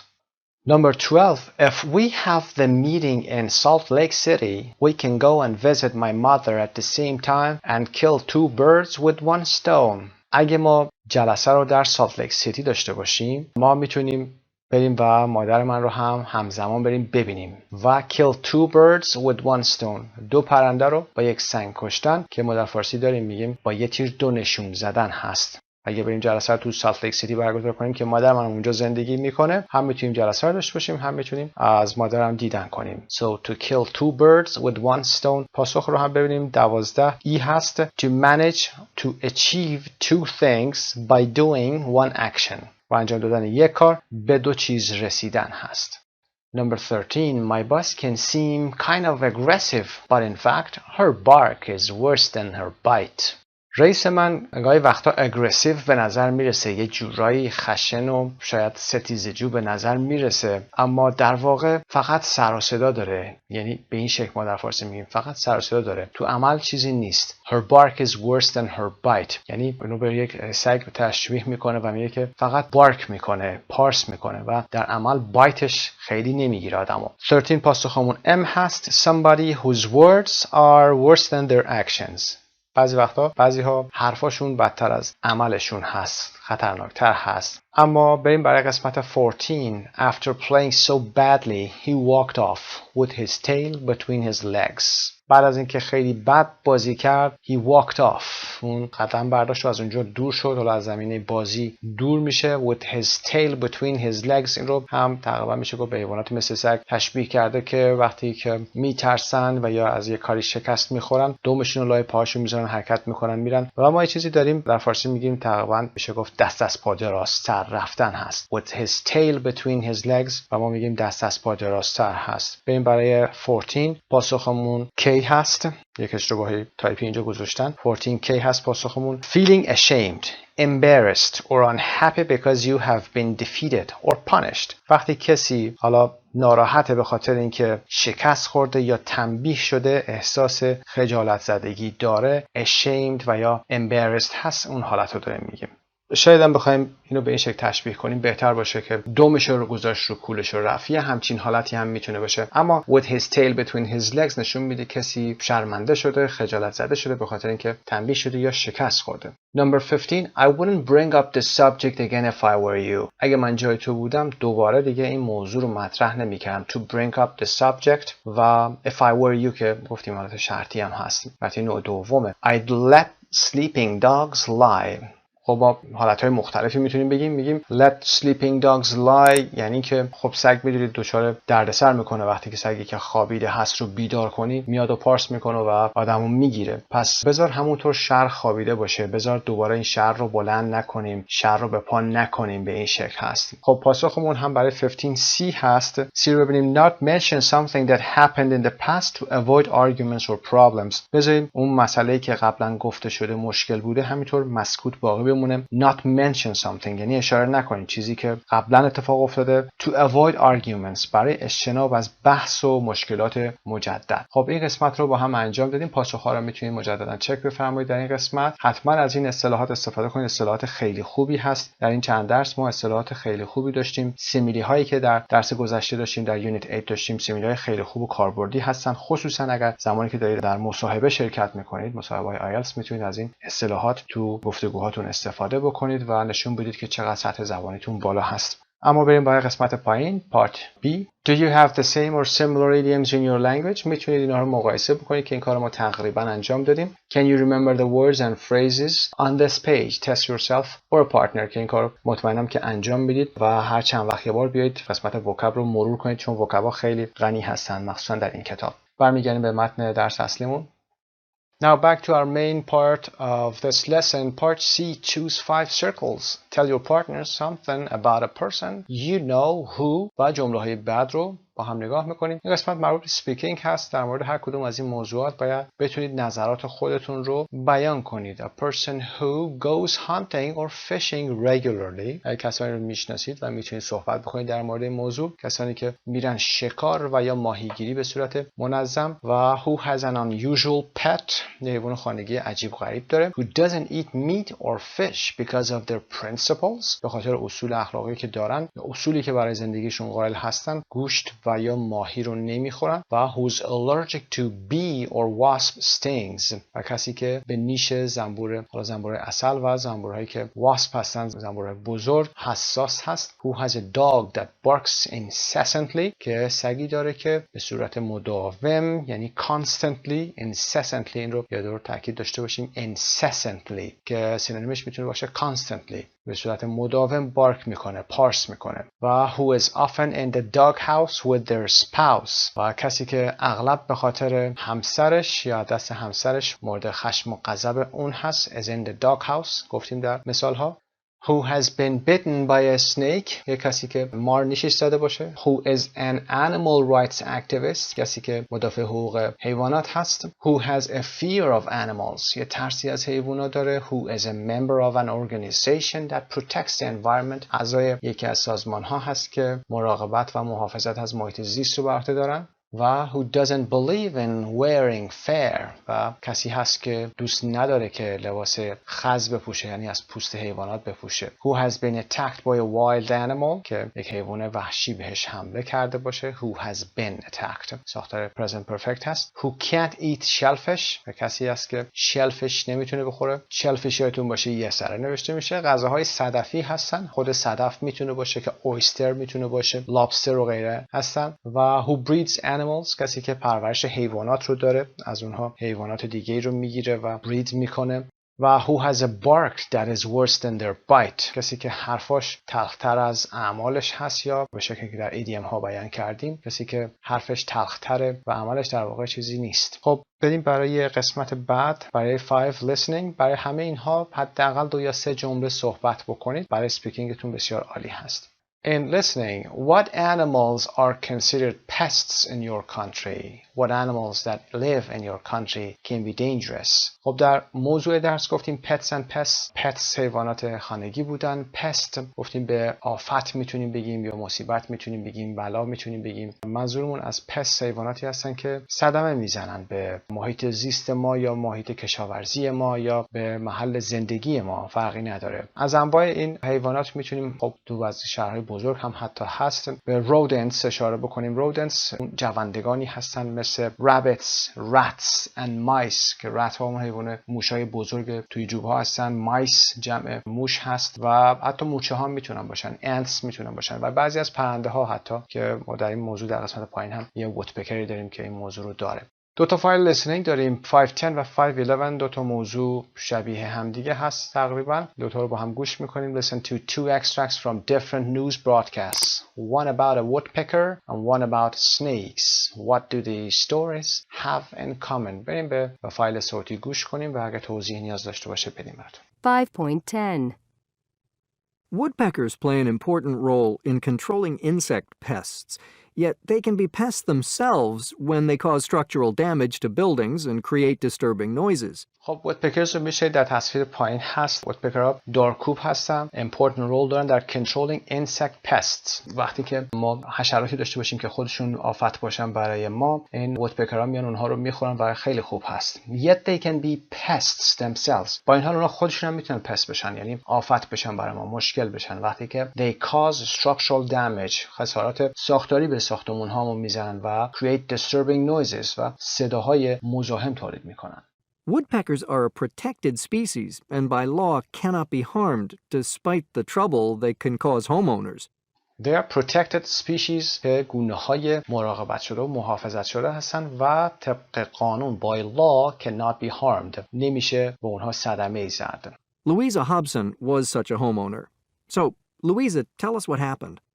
Well, I was out of town in the spring, traveling on business, and I don't know if this started while I was away, but as soon as I got home, the first morning, I was awoken very early by this pecking sound, and I was awoken از awake هست و حالت پسیو داره. I was awoken من بیدار شدم، یعنی چیزی منو بیدار کرده. Very early by this pecking sound. Pecking از peck میاد که به عنوان verb هست، یعنی ضربات متمادی حالا پرنده‌ای که با نوکش برای سوراخ کردن چوب یا درخت هست، حالا به منظور درآوردن کرم و یا چیزهای دیگه. اما ما pecking sound یعنی کوبیدن هست، صدای دارکوبی. I could tell it was a woodpecker. Mm-hmm. It was so loud that I knew it couldn't have been pecking on normal wood. So I got up and looked for the source, but I couldn't find it at first. And after a few days, I discovered this woodpecker was pecking at my neighbor's drainage pipe. And this was a metal pipe outdoors? Right. And he would do this starting at 5 in the morning and خب metal pipe بوده و drainage اون داشته به یک لوله فاضلاب فلزی ضربه میزده. drainage فاضلاب هست. continue for hours. And even though I'm not usually home in the morning, we could hear him on weekends, throughout the morning. He was just focused on this one metal pipe. So what did you do at first? Well, I spoke to the neighbor who didn't really know what to do, so then I decided to go on Facebook and send out a plea asking if anyone knew how to kill a woodpecker. Send out a plea. یک plea رو فرستادش، یعنی یک درخواست فوری. An urgent request رو فرستاده روی Facebook asking if anyone knew how to kill a woodpecker. Aha. And the response? Oh, a lot of people were horrified that I would even think about hurting such a beautiful creature as a woodpecker. Sure. I got some very angry messages. Then I realized it might sound bad to someone who's not living through it. But when you're being woken up at 5 o'clock every morning, you start to go a little bit crazy. Uh-huh. You feel like it's an awful pest that you've just got to get rid of. And did you know at the time that woodpeckers are a protected species? I didn't know that, so it's a good thing I didn't actually try to kill it. species و یا species هر دو تلفظ صحیح هست، اینو دقت داشته باشید. species و یا species. Did you receive any helpful suggestions? Yes, actually a friend suggested getting a fake owl. Ah. A friend suggested getting a fake owl. یک جغد مصنوعی رو بریم تهیه بکنید. Huh. I always thought they were just bad decorations, but I discussed it with my neighbor and he was willing to try it, so we got this plastic owl and my neighbor affixed it to the We got this plastic owl، یعنی یک جغد پلاستیکی رو گرفتیم و my neighbor affixed it to the outside wall. به دیوار بیرون این رو چسبون. affixed به معنای وصل کردن چیزی، حالا با چسب یا بستن هست. دقت داشته باشید این affix هست. affix که صدای ا داره، منظورمون اون وندها هستن مثل پیشوندها و پسوندها که به prefix و suffix هست. اون بحث گرامریه و affix گفته میشه. اما اینجا affixed هست. the outside wall, but it didn't help. But then he moved the owl closer to where the bird was, and after that we never saw the woodpecker again. So the owl really did work, and there was a happy ending. Yes, thank goodness. But I tell you, I'm not a violent person, but I was ready to kill that woodpecker. It was driving me nuts. I'm not a violent person. آدم خشنی نیستم، اما آماده بودم که اون woodpecker رو بکشم. It was driving me nuts or it was driving me crazy. داشت منو دیوونه میکرد. To drive somebody nuts. فایل لیسنینگ دوم رو با هم گوش میکنیم. 5.11 Did you know that tens of thousands of Burmese pythons live in Florida's Everglades? خب that tens of thousands، این ساختار رو خوب حتما میدونید. ده ها هزار رو به این شکل میگیم tens of thousands. ده ها هزار از چه چیزی؟ of Burmese pythons. pythons همون مارایی که پیتون هستن ما میگیم و نوع گونه ای از مار هست. Burmese از برمه میاد، کشور برمه در جنوب شرقی آسیا. In Florida's Everglades. Everglades هم منطقه هست، منطقه گرم و مرطوب جلگه‌ای در فلوریدا هستن. فلوریدا هم که یک ایالت هست در سمت جنوب شرقی امریکا که جای گرمی هست. خب in Florida's Everglades. The story of how they got there is remarkable. In August 1992, Hurricane Andrew, a Category 5 hurricane, hit southern Florida hard. خب آگوست 1992 بوده. هاریکین اندرو اسم اون هاریکین یا طوفانه بوده که اسمش اندرو بوده. A category 5 hurricane، یک گردباد یا طوفان با کاتگوری 5 یعنی درجه 5 بوده و به جنوب فلوریدا میرسه. ما تو انگلیسی میگیم hit southern Florida hard. The immediate damages were obvious. It caused devastation in the area and claimed 40 lives. But no one imagined the storm's most frightening consequence, which would not become apparent for years. When Hurricane Andrew hit, an exotic pet dealer's animal warehouse was destroyed. وقتی که هاریکین اندرو رسید، یعنی به اون منطقه southern part of Florida رسیدش، an exotic pet dealer's animal warehouse انبار حیواناتی که مال یه نفر بوده که پت دیلر بوده، فروشنده حیوانات خانگی بوده. حالا اگزاتیک یعنی از بیگانه یا خارجی، از جاهای دیگه آوردن. مثل این برمیز پایتون بوده، از کشورهای مختلف حیوانات رو جمع کرده بوده. was destroyed و خراب میشه به خاطر این هاریکین اندرو. Giant python snakes, native to Southeast Asia, were being kept in the warehouse, and many of the 900 Burmese python snakes living there found their way into the Florida Everglades. خب وقتی که این تخریب صورت میگیره، 900 تا از این برمیز پایتون، مارهایی که پیتونهای برمی بودن، راهشون رو پیدا میکنن و میرن به سمت فلوریدا اورگلیدز که تو اون منطقه گرمی که گفتیم هست. Right now, thousands of these Burmese pythons are on the loose in the wetlands of Florida. They are on the loose. یا on the loose بودن یعنی رها و آزاد هستن دیگه. 900 تا بودن الان thousands شدن. هزاران از این مارها الان در منطقه wetlands of Florida. wetland هم به مکانه میگیم که جلگه‌ای هستن و پر از آب هستن. Their population is growing, and officials fear they could eventually spread into other states. Wildlife experts are worried. The snake's size and power pose a huge threat to native animals and endangered species. Snake's size اندازه این snake ها snakes رو جمع کرده snake بوده snakes و بعدش یه apostrophe گذاشته و میگه اندازه اینها و قدرتشون خطر و یا تهدید بزرگی برای native animals هست حیوانات بومی اونجا و endangered species و گونه هایی که در خطر هستند. Small animals like rabbits have disappeared from the Everglades thanks to the pythons. Thanks to the pythons یعنی که به لطف یا به خاطر وجود این پایثون ها rabbit ها هم از اونجا disappear شدن. Who just swallow up the smaller animals. swallow up هم که یعنی یه سر قورت دادن. The number of other mammals such as opossums and raccoons have dropped by more than 98%. Numbers of other mammals پستانداران هستن. تعداد پستانداران از قبیل آپوسوم و رکون هم have dropped present perfect هست یعنی افت کرده by more than 98% تا 98% هم افت داشتن اینها. An expert animal handler says, These pythons are massive. Recently, a college student captured an 18-foot, 8-inch Burmese python. خب یه دانشجوی یکی از اینها رو کپچر کرده. اندازه این پایثون 18 فوت 8 اینچ هست یعنی 18 فوت و 8 اینچ هست. He was lucky that it didn't kill him. The problem is that despite their size, they are not easy to catch. They hide in the waters and they are quick. If a python finds you before you find it, it tracks you with its tongue. And when it attacks, it will bite deep and hard. pythons have even been known to swallow deer and even alligators. They have been known to swallow که گفتیم قورت دادن هست deer گوز و even alligators حتی تمساح‌ها رو هم تونستن قورت بدن. And while attacks on humans are extremely rare, Burmese pythons can pose a danger to people. The actual number of Burmese pythons in the Everglades is unclear. Estimates range from 10,000 up to 150,000. In order to control the increasing population, Florida wildlife officials have issued permits to reptile experts to hunt and kill the pythons. They have issued permits یعنی مجوزهایی رو صادر کردن to reptile experts که بیان کسانی که کارشناسان خزنده هستن با حالا اون شکارچی خاصشون hunt and kill the pythons بیان شکار بکنن و اونها رو بکشن. They hope this will prevent them from migrating to other areas. They hope this will prevent them from migrating. Migrating گفتیم برون کوچ هست و میگه که این کار شاید جلوگیری بکنه از برون کوچ کردن اونها به نواحی دیگر. If you're not a reptile expert, the best thing to do is to stay away from one.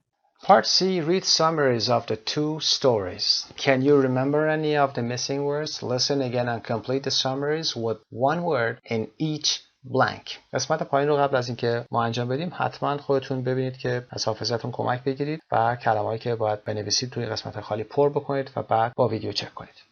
By number 1, the first morning after Louisa Hobson returned home from a business trip, she was awoken by the sound of a woodpecker. It wasn't pecking on wood. روی چوب نمی‌کوبید as you would expect. طوری که آدم انتظارشو داره. But at a neighbor's metal drainage pipe. در حالی که داشته روی یه لوله فاضلاب فلزی همسایه‌ها می‌کوبیده. The noise would start at 5 a.m. از ساعت 5 شروع می‌شد این سر صدا each morning and go on for hours. و برای ساعت‌ها هم ادامه داشت. In desperation, Louisa decided to ask friends on Facebook how to kill the bird. وقتی لوئیسا دسپرت میشه مستحصل میشه و نمیدونه چیکار بکنه میره روی فیسبوک و از دوستاش میخواد که چطوری این حیوانو بکشه این پرنده رو بکشه. A lot of people were horrified, angry or upset. ترسیده بودن، عصبانی شده بودن و یا که ناراحت شده بودن که لوئیسا میخواست اون حیوانو صدمه بزنه. That Louisa would want to harm the bird. She didn't know that it was a protected species. اون نمیدونستش که این یک گونه محافظت شده بود and actually thought of it as a pest و فکر میکرد که این یک پست هست. فکر میکرد که یک نوع آفت هست و باید از شرش خلاص بشه. Then a friend suggested getting a plastic owl to scare it away. یه فرند هم بهش پیشنهاد میکنه suggested getting ساختار gerund یک جغد پلاستیکی بگیره تا اینو بترسونه و دورش کنه از اونجا. And Louisa decided to try it. و لوئیسا هم تصمیم گرفت که امتحان کنه. After that the bird was gone. و بعد از اون که پرنده از اونجا رفت. Text 2. In August 1992 a huge hurricane or storm hit southern Florida. Because of the force of the storm an exotic pet dealer's warehouse یه سری بنویسید و was destroyed and many of the 900 Burmese python رو دقت داشته باشید به چه شکلی می نویسم. Snakes living there escaped to the wetlands. escape فرار کردن هست. Today their population has grown or increased. رشد کرده، افزایش داشته. And thousands of them are loose. و هزاران تن از اونها یا هزاران مار اونجا آزاد هستن. These snakes pose a threat to small animals. یعنی تهدید هستن، باعث تهدید هستن برای حیوانات کوچیک. Whose population has been reduced or dropped. این حیوانات کوچیک که جمعیتشون کاهش پیدا کرده یا افت پیدا کرده by more than 98% تا 98% هم کاهش داشته. The snakes have been known to swallow larger animals such as alligators and deer. خب گفته میشه که این مارها حیوانات بزرگتر رو هم قورت دادن و خوردن که این حیوانات میتونن alligators باشن، تمساح باشن و یا دیر یادتون باشه که به این شکل نوشته میشه، جمع و مفردش به همین شکل هست دیر. No one knows exactly how many of these snakes are in the Everglades. در in the Everglades چون یک مجموعه هست. هیچ کس نمیدونه چقدر از این مارها اونجا هستن. But their numbers are estimated. تخمین زده میشه. Estimation. Overestimate رو کار کردیم. Underestimate رو کار کردیم. گفتیم چیزی که بیشتر تخمین زده بشه over هست. Under بشه کمتر تخمین زده میشه. But their numbers are estimated to be between بین 10,000 and 150,000. عددش هم هست. تعدادش هست. Wildlife officials are encouraging people to hunt. دارن مردم تشویق میکنن که اونها رو شکار کنن and kill the snakes. The important thing is to prevent them from migrating, moving, spreading to other areas. هر کدوم از اینا میتونه باشه. یعنی حرکت کردن، گسترش پیدا کردن، جای دیگه رفتن. Migrating گفتیم برون کوچ کردن به مناطق دیگه هست. خب تفاوتش رو هم حتما دیدید که قسمت اول protected species بوده و باید ازش مراقبت میکردن و اما اینجا officials permit میدن که بتونن اینها رو hunt بکنن. Part D. Are any species of wild animal a problem where you live? What is being done about it? اگر در منطقه‌ای که زندگی میکنید نوعی یا گونه‌ای از حیوانات خطر محسوب میشن، threat محسوب میشن و بگید که چه کاری در موردشون انجام شده. بریم با هم page 87 speaking part.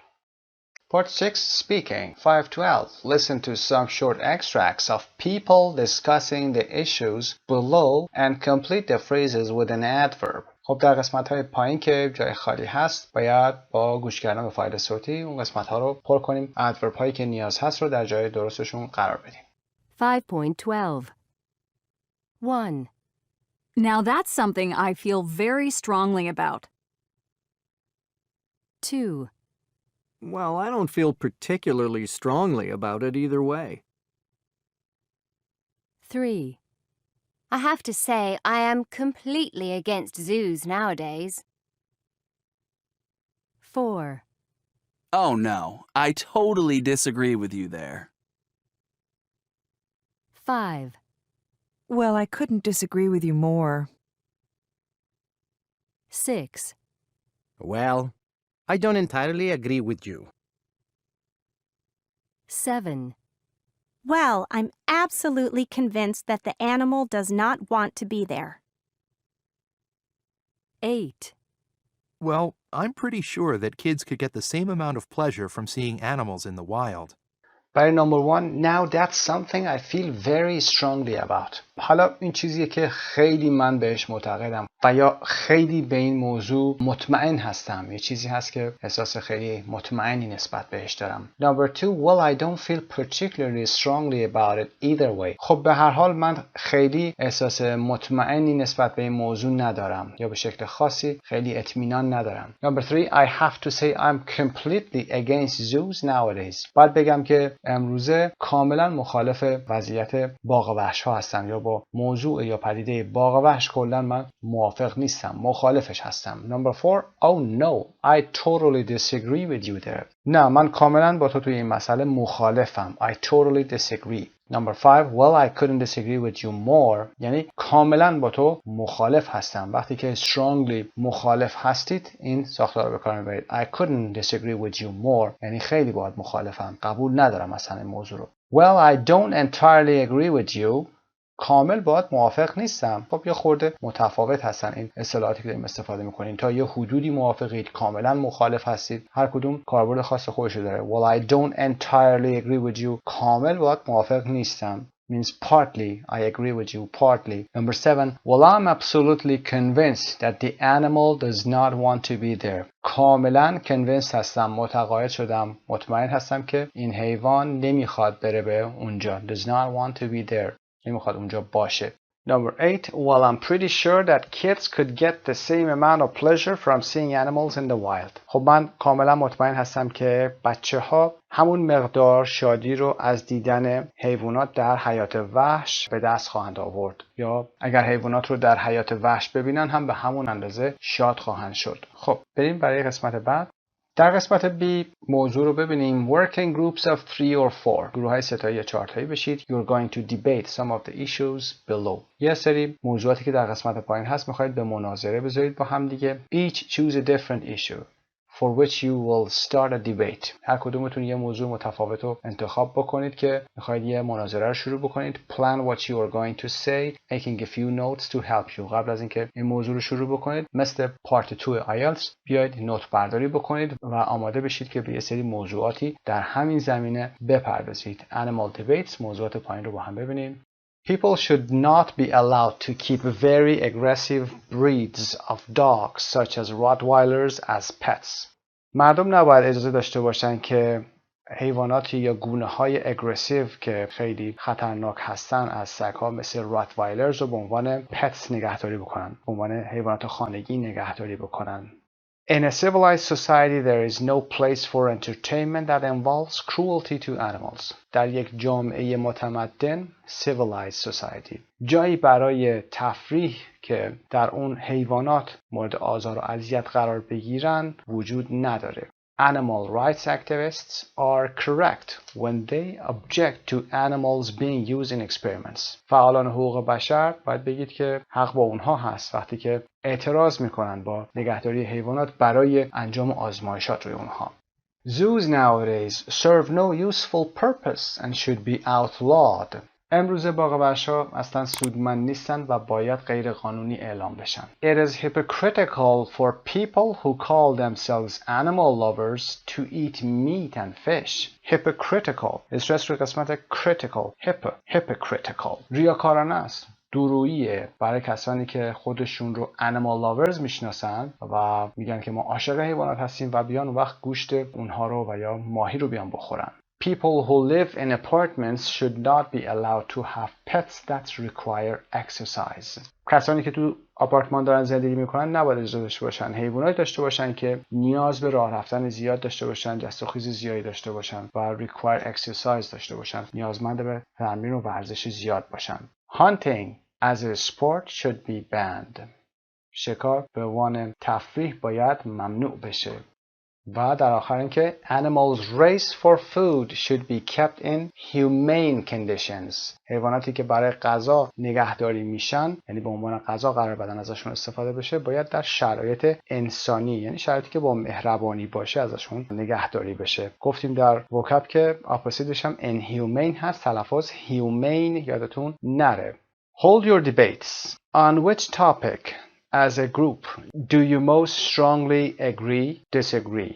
Try to incorporate language from A. خب باید از گزینه‌هایی که در قسمت A آورده شده استفاده بکنید و وقتی می‌خواید شروع بکنید موضوعتون رو، وقتی که دارید بحث می‌کنید از گزینه بالا استفاده بشه. دیبیت هست، مناظره هست. یه چیزی رو نفر A میگه و بعد نفر B میگه. اگر agree هستید، disagree هستید، حتما از ساختارهای A استفاده بکنید. خب قسمت آخرم که song talking bird هست. با این ترتیب درس 9A قسمت 2 به پایان میرسه. پیروز و سربلند باشید. به نام خدا، فرامرزی فر هستم با مجموعه درس امریکن انگلیش فایل سطح 5 یونیت 9B پیج 88. در این درس در زمینه گرامر ناونز رو داریم، اسامی، compound and possessive forms. اسامی مرکب رو با حالتهای possessive یعنی ملکی در کنار همدیگه خواهیم داشت. در vocab preparing food که مربوط به آشپزی هست، یعنی افعال و کلمات مربوط به آشپزی رو مرور میکنیم و کلمات جدید در مورد این موضوع یاد میگیریم. در pronunciation ed adjective endings and linking، صفت‌هایی که به ed ختم میشن و لینک کردن رو تمرین خواهیم کرد. بریم برای قسمت کد سمت راست. There is one thing more exasperating than a wife who can cook and won't, and that's a wife who can't cook and will. خب there is one thing more exasperating. Exasperating means extremely annoying. وقتی چیزی باعث عصبانیت و اوقات تلخی شدید بشه exasperating هست. رابرت فراست امریکن پوئت که یکی از شاعران معروف امریکایی بود میگن که یه چیزی هست که more exasperating هست، یعنی عصبانی کننده تر هست، ناراحت کننده تر هست. A wife who can cook and won't، از زنی که یعنی همسری که میتونه بپزه و نمیپزه، یعنی غذا درست نمیکنه. و اونم اینه که یه زنی داشته باشی یا همسری باشه که who can't cook، نمیتونه غذا بپزه و میپزه and will. پس یه چیزی وجود داره که ناراحت کننده تر و عصبانی کننده تر از زنی هست که میتونه بپزه و نمیپزه، و اونم زنی هست که بلد نیست آشپزی کنه و میاد آشپزی میکنه. خب بریم برای قسمت پایین با هم. عنوان هم که a recipe for disaster هست. رسیپی که میرید دستور طبخ یا پخت غذا هست. رسیپی رو هم نگارشش رو دقت داشته باشید. recipe for disaster. میریم برای vocabulary preparing food. A. Imagine you are in a restaurant and are given the menu below. توی رستوران نشستید، تصور کنید و به شما you are given پسیف هست، منویی که در قسمت پایین اومده رو به شما میدن. Study it for a couple of minutes and choose what to have. Compare with a partner. با دوستتون بیایید مقایسه کنید، بیایید صحبت بکنید در مورد این منو و یه چند دقیقه روی منو فرصت بذارید و ببینید که چه چیزی میخواید بخورید. Choose what to have. از بالای منو شروع میکنیم. بنز بسترو. بنز بسترو اولا یک حالت مالکیت اینجا از پوزیتیو اس داریم. بسترو یک کافه رستوران هست، رستوران‌های کوچیکن. کافه رستوران بن هست. تقسیم بندی کرده نوع غذاهاشو در کتاب ملاحظه بفرمایید. starters, main courses و بعد پایین هم دیزرتس رو آورده. در قسمت اول استارترز رو با هم ببینیم که قیمت ها رو هم در سمت راست گذاشته. for example 7.95 و استارترها پیش غذاها هستن. غذای اول کاپ سالاد هست. کاپ سالاد که از گاردن سالاد محسوب میشه با لتس، توماتو، بیکن که گوشت دودی یا نمکی شده یه خوک هست و چیکن برست که سینه مرغ هست و هارد بویلد اگ تخم مرغ آب پز شده سفت هست و آووکادو و بلو چیز هست. بلو چیز هم پنیری هست که طعم تندی داره و لکه ها یا رگه های آبی در اون وجود داره. خب در قسمت پایین میاد توضیح میده، میگه گریلد چیکن داره، آووکادو، بلو چیز and arugula و رازبری وینیگرت. خب بلو چیز رو که در بالا گفتیم، آووکادو هم که میدید یه نوع میوه هست و آروگلا که یه کلمه ایتالیایی هست، راکت هم میگن، یه نوع کاهوی مدیترانه‌ای زرد رنگ هست از شکل خردل هست و رازبری وینیگرت، رازبری که تمشک هست و وینیگرت هم سس سرکه یا لیمو به علاوه روغن هست. steamed mussels رو دقت داشته باشید، با کلمه ماسل به معنای ماهیچه اشتباه نکنید. این mussels صدف‌های بزرگ دو کپه‌ای هستن که روی هم قرار میگیرن، آبپز که میشن معمولا باز میشن. steamed آبپز بخار پز شده هست. steam خودش بخار هست، steamed بخار پز شده. اینم میتونه صفت این غذا باشه، صفتی که در بالا گفتیم که به ایدی ختم میشن. with coconut and chili peppers، با کوکونات که نارگیل هست و chili peppers که فلفل قرمز هست. و قسمت پایین grilled sardines که ساردین مایه‌های کوچیک بریون شده هستن with parsley, lemon and garlic. parsley سبزی جعفری هست، lemon لیمو و garlic هم که سیر. در مین کورسز که غذای اصلی هست، تای چیکن کری، تای از تایلندی میاد، غذای تایلندی رو یا هر چیزی که تایلندی باشه میگیم تای. و چیکن کری هم که میدونید ادویه زیادی هست که روی مرغ زده شده در این غذا. stir fried chicken، stir fried of meat هست or fish or vegetables cooked by frying rapidly over a high heat while stirring quickly or briskly. stir fried chicken مرغ رو وقتی که حالا قطع کردن و تو حرارت زیاد با سرعت زیاد هم میزنن و میپزنش میشه stir fried. stir خود فعل stir یعنی هم زدن، fried هم که سرخ کردن در روغن هست. Thai spices، spice ادویه هست، spices ادویه های تایلندی. peppers که انواع فلفل ها هستن. آنینز، پیاز ها، انواع مختلف پیاز هستن. کشو ناتس، کشو هم که همون بادامای هندی هستن. و کوکونات میلک، شیر نارگیل. وید جاسمین رایس اور اگ نودلز. جاسمین رایس برنج تایلندیه، وقتی پخته میشه نرم و آبکی، یعنی آبدار هست، یه مقداری شل هست و طعم شیرین داره. و اگ نودلز که نودلای اگ هست، نودل تخم مرغی. مین کورس بعدی پورک ساسیجز هست. پورک ساسیجز سوسیس هست. پورک هم که میدونید گوشت خوکه. with garlic mashed potatoes and onion puree. garlic mashed potatoes. mashed potato هم اینجا بازم یه حالت صفتی داریم. mashed potato سیب زمینی هست. mashed potato سیب زمینی که له شده باشه هست. و with garlic mashed potatoes سیب زمینی له شده با سیر هست. و onion puree و پوره پیاز. herb crusted lamb chops. lamb chops همون گوشت گوسفندی که چاپ شده باشه و با سبزی هست. with potatoes steamed green beans که سیب زمینی هست. steam در بالا گفتیم بخار پس شده هست. green beans یادتون باشه لوبیا سبز هست. و balsamic sauce سس خیلی غلیظ تیره سرکه هست، ایتالیایی هم هست. smoked salmon خب ماهی هست که در رستوران ها پخت میشه. smoked وقتی میشه دودی میشه. with mashed potatoes که در بالا گفتیم. poached egg هم تخم مرغ آب پس هست. and hollandaise sauce و یا dutch sauce هم بهش میگن که سس زرد تخم مرغ و کره آب شده و آب لیمو هست. baked eggplant بادمجون هست. بیک هم که شده باشه این در حرارت پخته شده، مثل کیک در مایکروویو و یا در آون پخته میشه. اما به چه صورتی در فر پخته میشه؟ stuffed with basmati rice. stuff شدن. اینجا هم stuffed هم حالت صفت میگیره. stuffed یعنی پر کردن. eggplant رو داخلش رو پر میکنن. with basmati rice هم که برنج نازک بلند معطر هندی هست. و پکورینو چیز که بازم مشخص ایتالیایی از اسمش، پکورینو پنیر سفت شور ایتالیایی هست. and pistachios به معنای پسته هست. pistachios.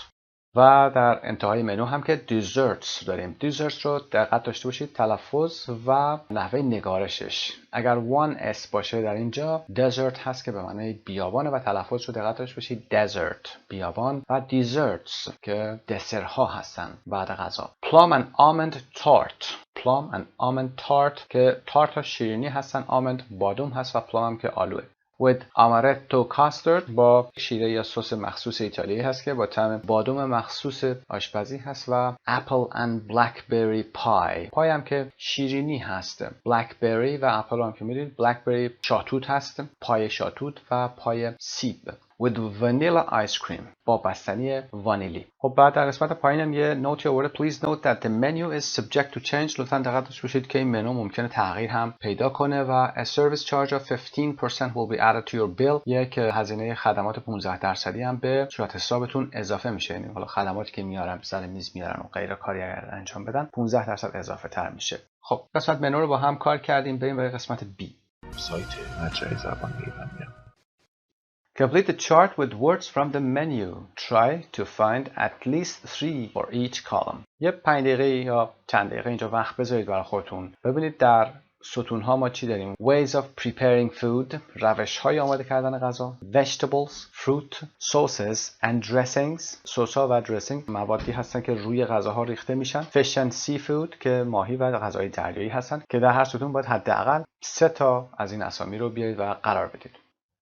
پاسخ ها هم قرار میدیم براتون. Ways of preparing food. ستون اول هست grilled که حالت کبابی شده هست. steamed گفتیم بخار پز. stir fried که روی حرارت زیاد پختن و هم زدن هست. mashed له شده هست. smoked دودی. poached آب پس کردن هست. baked هم که پختن مثل کیک هست. و stuffed هم که شکم پر کردن هست یا داخل میوه رو پر کردن هست. vegetables avocado, arugula, peppers, onions, potatoes, green peas و eggplant. fruit raspberry رو داریم. coconut, plum, apple, blackberry و lemon. sauces and dressings vinaigrette هست، پوره هست و hollandaise هست و custard. fish and seafood mussels, sardines و salmon. Part C. What fruits, vegetables and fish or seafood are really popular in your region or country?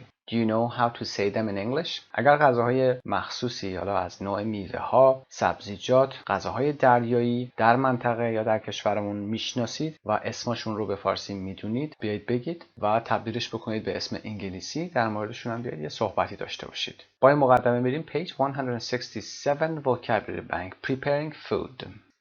خب در قسمت وکب بانک هستیم. وکب بانک آخرمون هم هست در یونت 9 و یونت 10 دیگه وکب بانک نداریم. Preparing food، آماده سازی غذا، افعال مربوط به این موضوع.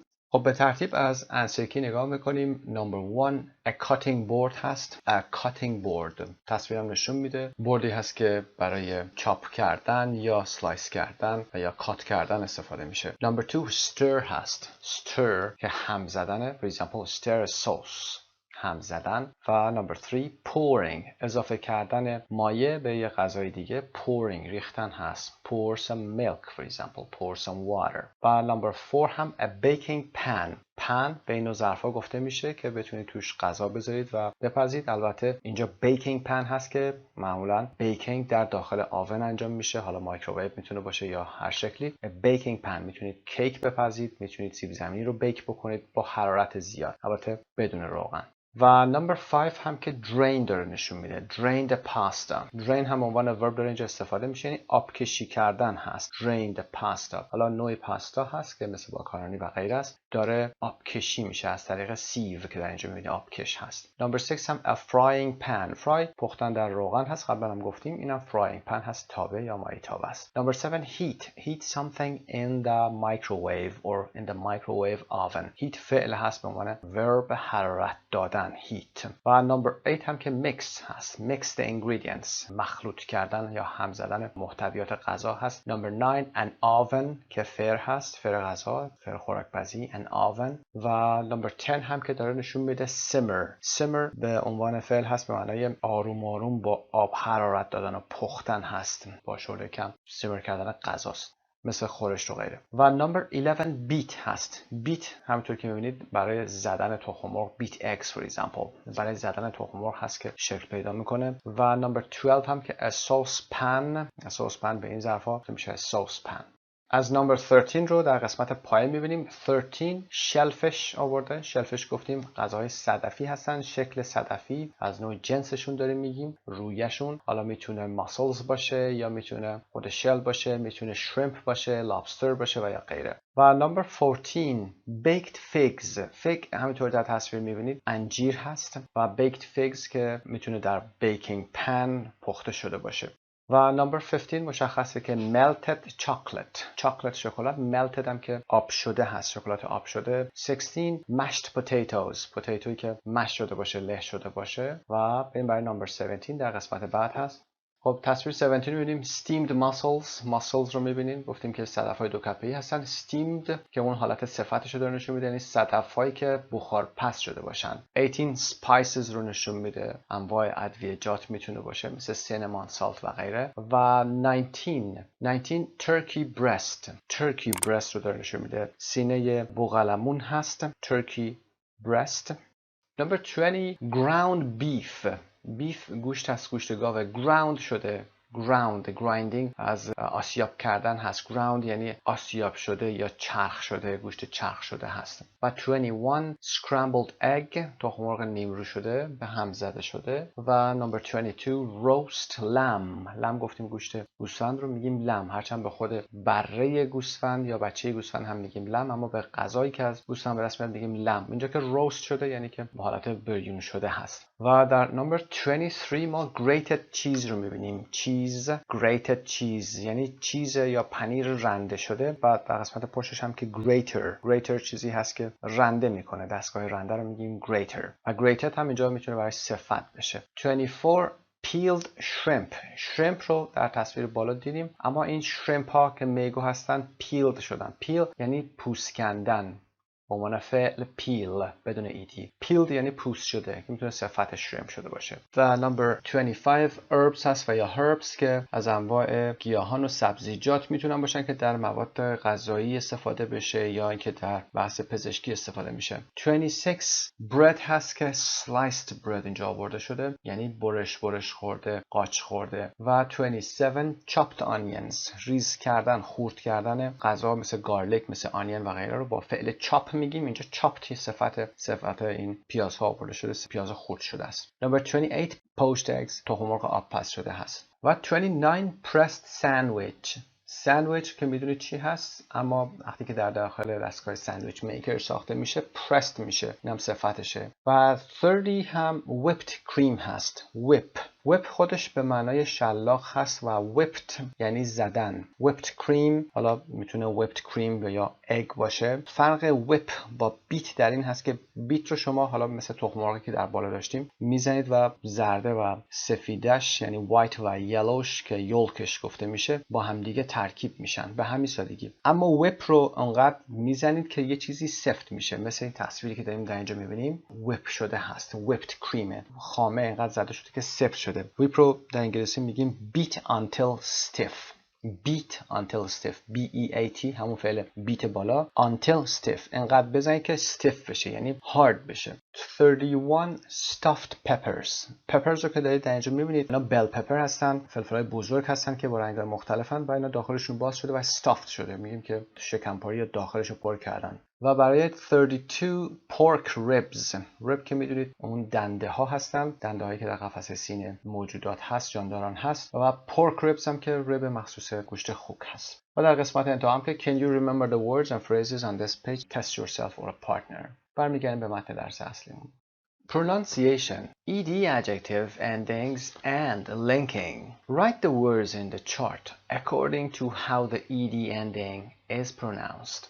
قبل از اینکه این اسامی رو بخونیم یا اینکه کاتگورایزشون بکنیم قانونشون رو بگیم که چی هست. اسامی که به ایدی ختم میشن یا به دی ختم میشن، حالا میخواد زمان گذشته باشه، میخواد صفتایی که مثل این تصویری که داریم میبینیم در این لیست هست، وقتی در انتها unvoiced sound داشته باشن. unvoiced sound رو گفتیم چیزی غیر از بحث کانسوننت و وئال هست. وقتی که شما unvoiced sound داشته باشید مثل صداهای ف یا ک یا پ یا چ یا ش و یا س، اینا صدایی هستن که unvoiced یعنی صدا نداری شما vibration توی گلو ندارید. اینها وقتی که دی یا ایدی میگیرن صدای ت ایجاد میکنن. مثل کلمه baked که در انتها ببینید که داشته و دی رو وقتی گرفته unvoiced بوده شده baked. اگه فعلی شبیه این بخوایم بگیم مثل کلمه walk و یا talk که زیاد استفاده میکنیم I walked, I talked. شما صدای د و یا ایدی نمیشنوید در انتها به خاطر همین unvoiced ساوندی که در انتها داشته هست. اما اگر از گلوی شما اون لرزش احساس بشه اونجا voiced ساوند دارید، مثل boil وقتی میگید گلوتون رو انگشت بذارید روی حنجرتون، دو تا انگشتتون رو بذارید میبینید که لرزش رو دارید. وقتی که لرزش رو احساس میکنید ببینید که وقتی کلمه boil رو ایدی بهش میدید میشه boiled، صدای د شنیده میشه boiled. و برای chop گفتیم از صداهای unvoiced هست میشه chopped. great چه اتفاقی براش میفته؟ great از این دو گروه نیست. great از گروهی هست که در انتهاش ت داره. صدای ت و د تقریبا در یه جا در دهان آرتیکولیت میشن، در یه جا ادا میشن. وقتی که این حالت رو داشته باشیم در انتها ایدی داشته باشیم صدای اد رو داریم، اد کوتاه مثل اینجا ای کوتاه. grated نمیتونیم بگیم great صدای ت در بیاریم یا د در بیاریم، از این نمیتونیم. grated. grilled voice هست، grilled از این گروه قرار میگیره. mashed صدای ش on voice هست گفتیم، پس صدای mashed potato. melt صدای ت داره در انتها پس از گروه ایدی میشه melted. mines حرف سی داریم اینجا اما صداش چی هست؟ سه هست، سه هم از on voice ها هست پس میشه minced. درست شد؟ صدای ت minced. و peel مثل boil peeled. scrambled. slice صدای sliced. steam steamed صدای صدای voice هست. و stir fried و یا د میشه. stuff از on voice ها هست stuffed. toast toasted whip whipped صدای پ که آن وایس هست whipped. حالا با هم به فایل صوتی هم گوش میکنیم بعد چک میکنیم. 5.14. baked, chopped, mashed, minced, sliced, stuffed, whipped, boiled, grilled, peeled, scrambled, steamed, stir-fried, grated, melted, toasted.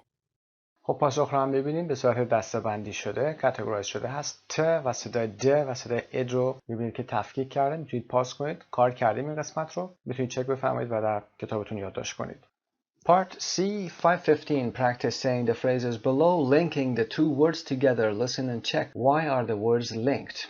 کلماتی که در پایین اومدن baked apples. ببینید baked و apples. لینکینگ رو قبلا کار کردیم. گفتیم وقتی یک کانسونانت داشته باشیم یه دونه واول داشته باشیم اینا با هم دیگه لینک میشن و انگار که یک کلمه خونده میشن. مثل این دوتا کلمه که به این شکل خونده میشه. جدا از هم baked apples وقتی که اینو با یه ذره سرعت و نیتیو میخوای بخونی میشه baked apples. baked apples شما dapples میشنوید baked apples و scrambled eggs به این شکل stuffed eggplant به این شکل میشنوید boiled eggs sliced onions و toasted almonds و peeled orange یعنی peeled به این شکل یک کلمه میشه انگار. لینکینگ شما در این قسمت صورت میگیره. steamed asparagus به این شکل خونده میشه. فایل صوتی رو با هم گوش میکنیم. 5.15. Baked apples. Boiled eggs. Peeled oranges. Scrambled eggs. Sliced onions. Steamed asparagus. Stuffed eggplant. Toasted almonds. در قسمت D How do you think you say these phrases? Listen and check. اینجا هم لینک داریم. یعنی لینکینگ که بین دو کلمه در انتهای کلمه اول و ابتدای کلمه دوم با هم صورت میگیره. و اما وقتی که دقت میکنیم میبینیم که د و ت همونطور که در بالا گفتیم که تقریبا ادای اونها در یه جا هست، محل آرتیکولیشنشون در یه جا هست. ما اینجا نکته مشترکمون هست مثل chopped tomatoes, fried tofu, grilled tuna. اینجا چه اتفاقی میفته؟ اینجا وقتی که میخوایم تلفظ بکنیم chopped tomatoes دیگه صدای دی رو نمیشنویم چون دوتاشون از یه جا تقریبا ادا میشن. ما حرف دوم رو تلفظ میکنیم chopped tomatoes. stir fried tofu دیگه نمیشنوید stir fried tofu. و یا grilled tuna شما میشنوید grilled tuna. خب به فایل صوتی گوش میکنیم. 5.16. Chopped tomatoes. Stir-fried tofu. Grilled tuna. Part E. What adjectives can you put in front of these items to describe the way they are cooked? For example, fried eggs. میتونید صفت‌هایی که در متن درس یاد گرفتیم و برای این نوع غذاها بیارید. حالا میتونه از قبیل steamed باشه، fried باشه، roast باشه و میتونه fried باشه و غیره. برای هر کدوم از این نوع غذاها بیارید.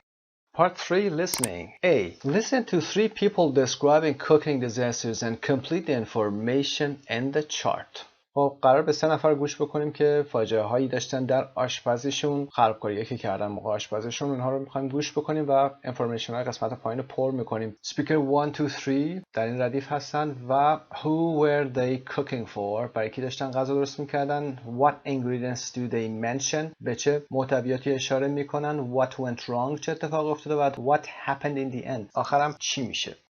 5.17. There was this girl who I had liked for a few months. She had no idea, of course. I was having She had no idea, of course. اون اصلا خبر نداشت. نمیدونست که من اونو دوست داشتم یا ازش خوشم میامد. having lunch with her and another friend when the friend kept talking about what a great cook I was.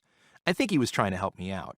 So I invited the two of them to come over for dinner, and I decided that this was my big chance. I planned to cook my best dish, seafood pasta. I can usually make that in an hour, but that day I was so nervous, and she kept insisting that she watch me cook that my hands kept shaking. I could feel my face turning red, and I couldn't focus on the cooking. They were getting hungry, and I just kept chopping onions, cleaning the squid, and peeling the shrimp because I couldn't look up and face her. And I also wanted things to be perfect. I imagined them enjoying the food and relishing each bite. I imagined them enjoying the food. همونطور که داشته غذا درست میکرده تصور میکرد که اونا از غذا لذت خواهم برد و relishing each bite. relishing یعنی هر بایتی که داشتن از هر لقمه‌ای هم لذت میبردن. It took me 3 hours to cook. Eesh. And by the time it was all done, they ate it in 15 minutes. They didn't seem to notice how much effort I had put into it. Have you had any awful, memorable disasters in the kitchen? One particular one when I was cooking for my mother-in-law for the first time. She was visiting from Italy, and so I wanted to make a classic Italian dish. I chose risotto. Mm-hmm. risotto که غذای ایتالیایی هست، برنج و سبزیجات و گوشت داخلش هست. I was holding the salt shaker over the pot when the lid salt shaker که نمکدان هست. I was holding the salt shaker over the pot. روی دیگ اون رو نگه داشته و میخواسته نمک بریزه. When the lid came off. lid به درپوش گفته میشه. When the lid came off یعنی درش کنده شد و درش افتاد. lid came off and it dumped into the risotto. dumped یعنی خالی شد. I took out as much of it as possible, but the water was already boiling and the salt quickly dissolved. The water was already boiling. آب داشت میجوشید و the salt quickly dissolved. dissolved یعنی حل شدن و نمک به سرعت حل شد. I put more water in, kept taking water out, but it was too late. My mother-in-law arrived and she tasted it and almost choked. She tasted it and almost choked. اون اومد این غذا رو تیست کردش و تقریبا داشت خفه میشد. انقدر نمکش زیاد بود. Almost choked. Oh. She suggested I throw in some peeled, uncooked potatoes to absorb the salt, which I She suggested I throw. ساختار suggest رو هم که میدونیم به این صورت هست. I throw in some peeled, uncooked potatoes. چند تا سیب زمینی نپخته peeled که گفتیم پوست شده، پوست کرده شده. To absorb جذب کردن. To absorb the salt که نمک رو جذب کنه. I did. Then I just kept adding in water. In the end, we had mushy porridge and had to pick out the potatoes. In the end, we had mushy porridge. porridge که میدونید یه چیزی شبیه سوپ هست و حالا سوپ داغ میتونه باشه از جو یا گندم. در شیر هم ممکنه باشه. یه وقتای شیرین هست. و mushy یعنی شکل خمیری. یه سوپ خمیری شکل داشتیم اینقدر پوتیتو توش رفته بوده. She was really nice about it, but I'm sure she's never had risotto cooked that way in her life. Oh, that's a shame. Andrew, have you had a bad cooking experience? Well, it didn't really involve cooking as such, but it was certainly a bad food preparing experience. Mm-hmm. I was cooking for my parents' 20th anniversary, and I was only in high school. My mom is always telling me how honey is good for me, and she puts honey on everything. My dad, on the other hand, loves meat. He loves a good steak. So I decided to put their two favorite things together. I went to the farmer's market and bought really nice ribeye steaks and fresh honey. خب تصمیم میگیره که بره فروشگاه خرید بکنه. فارمرز مارکت میره جایی که محصولات لبنی و غیره رو میفروشن و میره ریبای استیک میگیره. ریب آی استیک یعنی که استیک نرم بدون استخون و فرش هانی که عسل تازه هست. I came home and I marinated the steaks in the honey for a few hours and put them in the oven. marinated فعل خوبی هست. I marinate یعنی خوابوندن گوشت یا ماهی حالا توی موادی مثل سس و روغن و غیره. قبل از اینکه بپزید میخوابونیم که ترد بشه یا طعم رو بگیره. I marinated the steaks in the honey. میاد استیک ها رو توی هانی میخوابونه for a few hours and put them in the oven. You would think it would be delicious, right? Mm-hmm. Well, it was the first time I realized that two things that can taste so good separately can taste so bad together.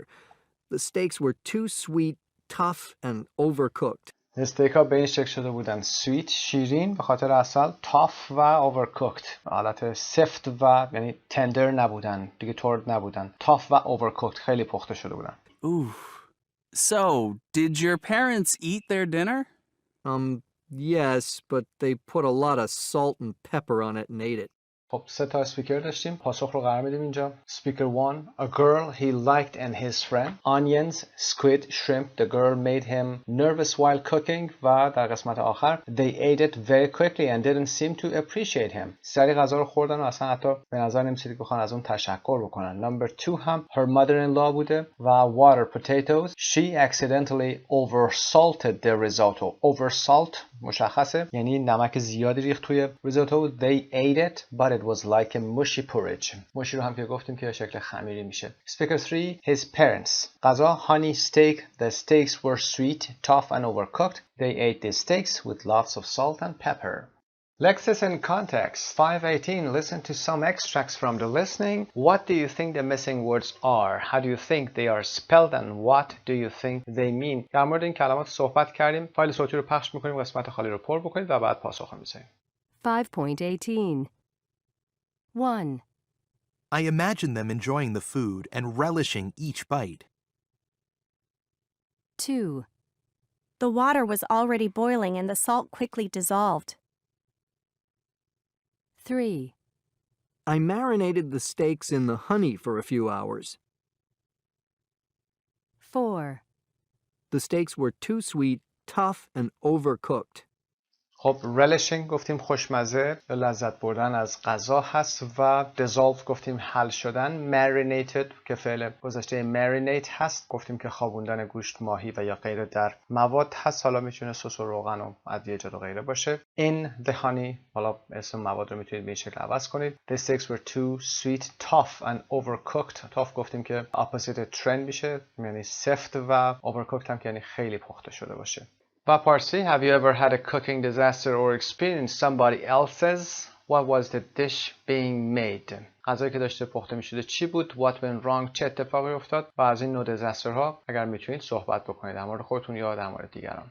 Part 4 Speaking. Work in groups of 3. گروهی 3 نفری تشکیل بدید. به هر شکل اگر میتونید 1 نفر یا 2 نفر هم اگر هستید با هم بیاید این رو به بحث میخواید بذارید. Imagine you have friends coming over this evening and there is nowhere near where you can eat out or order takeout. خب دوستاتون میخوان بیان و در نزدیکتون هم که رستورانی یا چیزی که بخواید اونجا غذا تهیه بکنید وجود نره. All you have in the house چیزی که فقط تو خونه دارید besides oil, salt, flour, sugar, etc.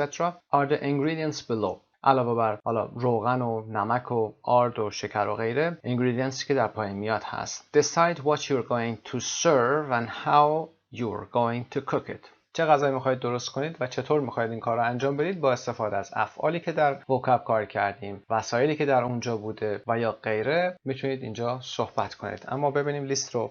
در لیست lettuce داریم که کاهو هست، onions، chicken breasts که سینه مرغ هست، canned tomatoes رب گوجه هست، cheese پنیر، apples، eggs، walnuts که گردو هست و lemon و onions که پیاز و اینجا هم lemon که لیمو هست. In groups, discuss the questions. Who is the best cook in your family? بهترین آشپز تو خانواده‌تون کیه؟ What dishes do you make particularly well? چه غذایی رو خیلی خوب میپزید یا درست میکنید؟ Do you like cooking? Why or why not? What, if anything, would you cook? چه غذایی رو میپختید اگر if you were alone at home اگر تنها بودی تو خونه و if you had friends coming over اگر دوستای قرار بود بیان خونتون بمونن. و number 3, do you have a dish that is your specialty or that you often make? غذای خاصی باشه که یا اینکه اغلب میپزید. اون غذا چیه؟ How do you make it? اسم غذا رو میگید. Do you enjoy reading cookbooks to find new recipes? از اینکه تو کتاب آشپزی دستورالعمل‌های جدید رو پیدا بکنید خوشتون میاد. حتما در مورد این موضوع صحبت بکنید. موضوع خوبی هست خصوصا برای پاسخ دادن در مصاحبه‌های آیلتس که در مورد آشپزی اگر از شما سوال بشه بتونید جواب بدید. خب قسمت 9B1 در اینجا به پایان میرسه. پیروز و سربلند باشید. به نام خدا. یونیت 9B قسمت دوم رو پیج 90 ادامه میدیم با grammar, nouns, compound and possessive forms. اسمای مرکب و فرم هایی که possessive هستن و مالکیت رو نشون میدن. Circle the right phrase in each pair. If you think both are possible, explain what the difference between them is. خب در گزینه‌های پایین ما باید گزینه درست رو پیدا بکنیم از هر زوج و دلایلی هم اگر وجود داره براش بگیم. مقدمه هست بر گرامرمون. این کار رو با هم انجام بدیم. بریم برای number 1 a recipe book و a recipes book. گزینه صحیح a recipe book هست که کتاب آشپزی میشه a recipe book. A recipes book یعنی کتابی که مال رسیپی هست. حالا رسیپی خودش مالک این میشه که این صحیح نیست. Number 2 a tuna salad. A tuna salad a salad of tuna که گزینه ما a tuna salad هست. اسم سالاد ما سالاد تونا هست که مای تون هست. سالاد تون. Number 3 children's portions و children portions.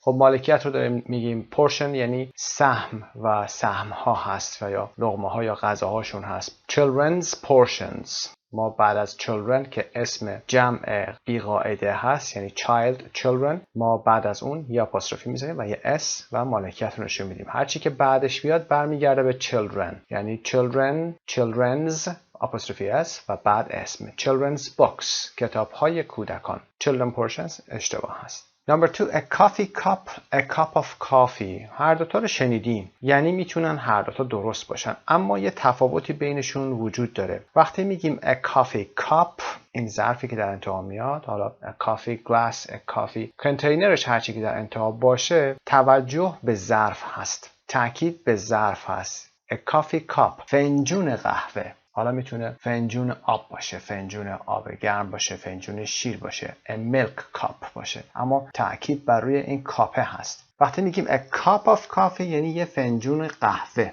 یعنی یه فنجون که توش قهوه است. اینجا توجه ما به قهوه هست. وقتی میگیم a cup of water a cup of milk اینجا توجه ما به milk هست یا به water هست. Number 5 a chef hat و a chef's hat. میتونیم بگیم هر دوتا درست هست و a chef hat هم به معنای کلاه آشپز میشه. a chef's hat صحیح تر هست. در رایتینگ باید از این ساختار استفاده بشه a chef's hat که معمولا برای انسان ما این ساختار رو به کار میبریم و آپوستروفی s براش میذاریم و مالکیتش رو نشون میدیم. a chef's hat a driver's license به این شکل.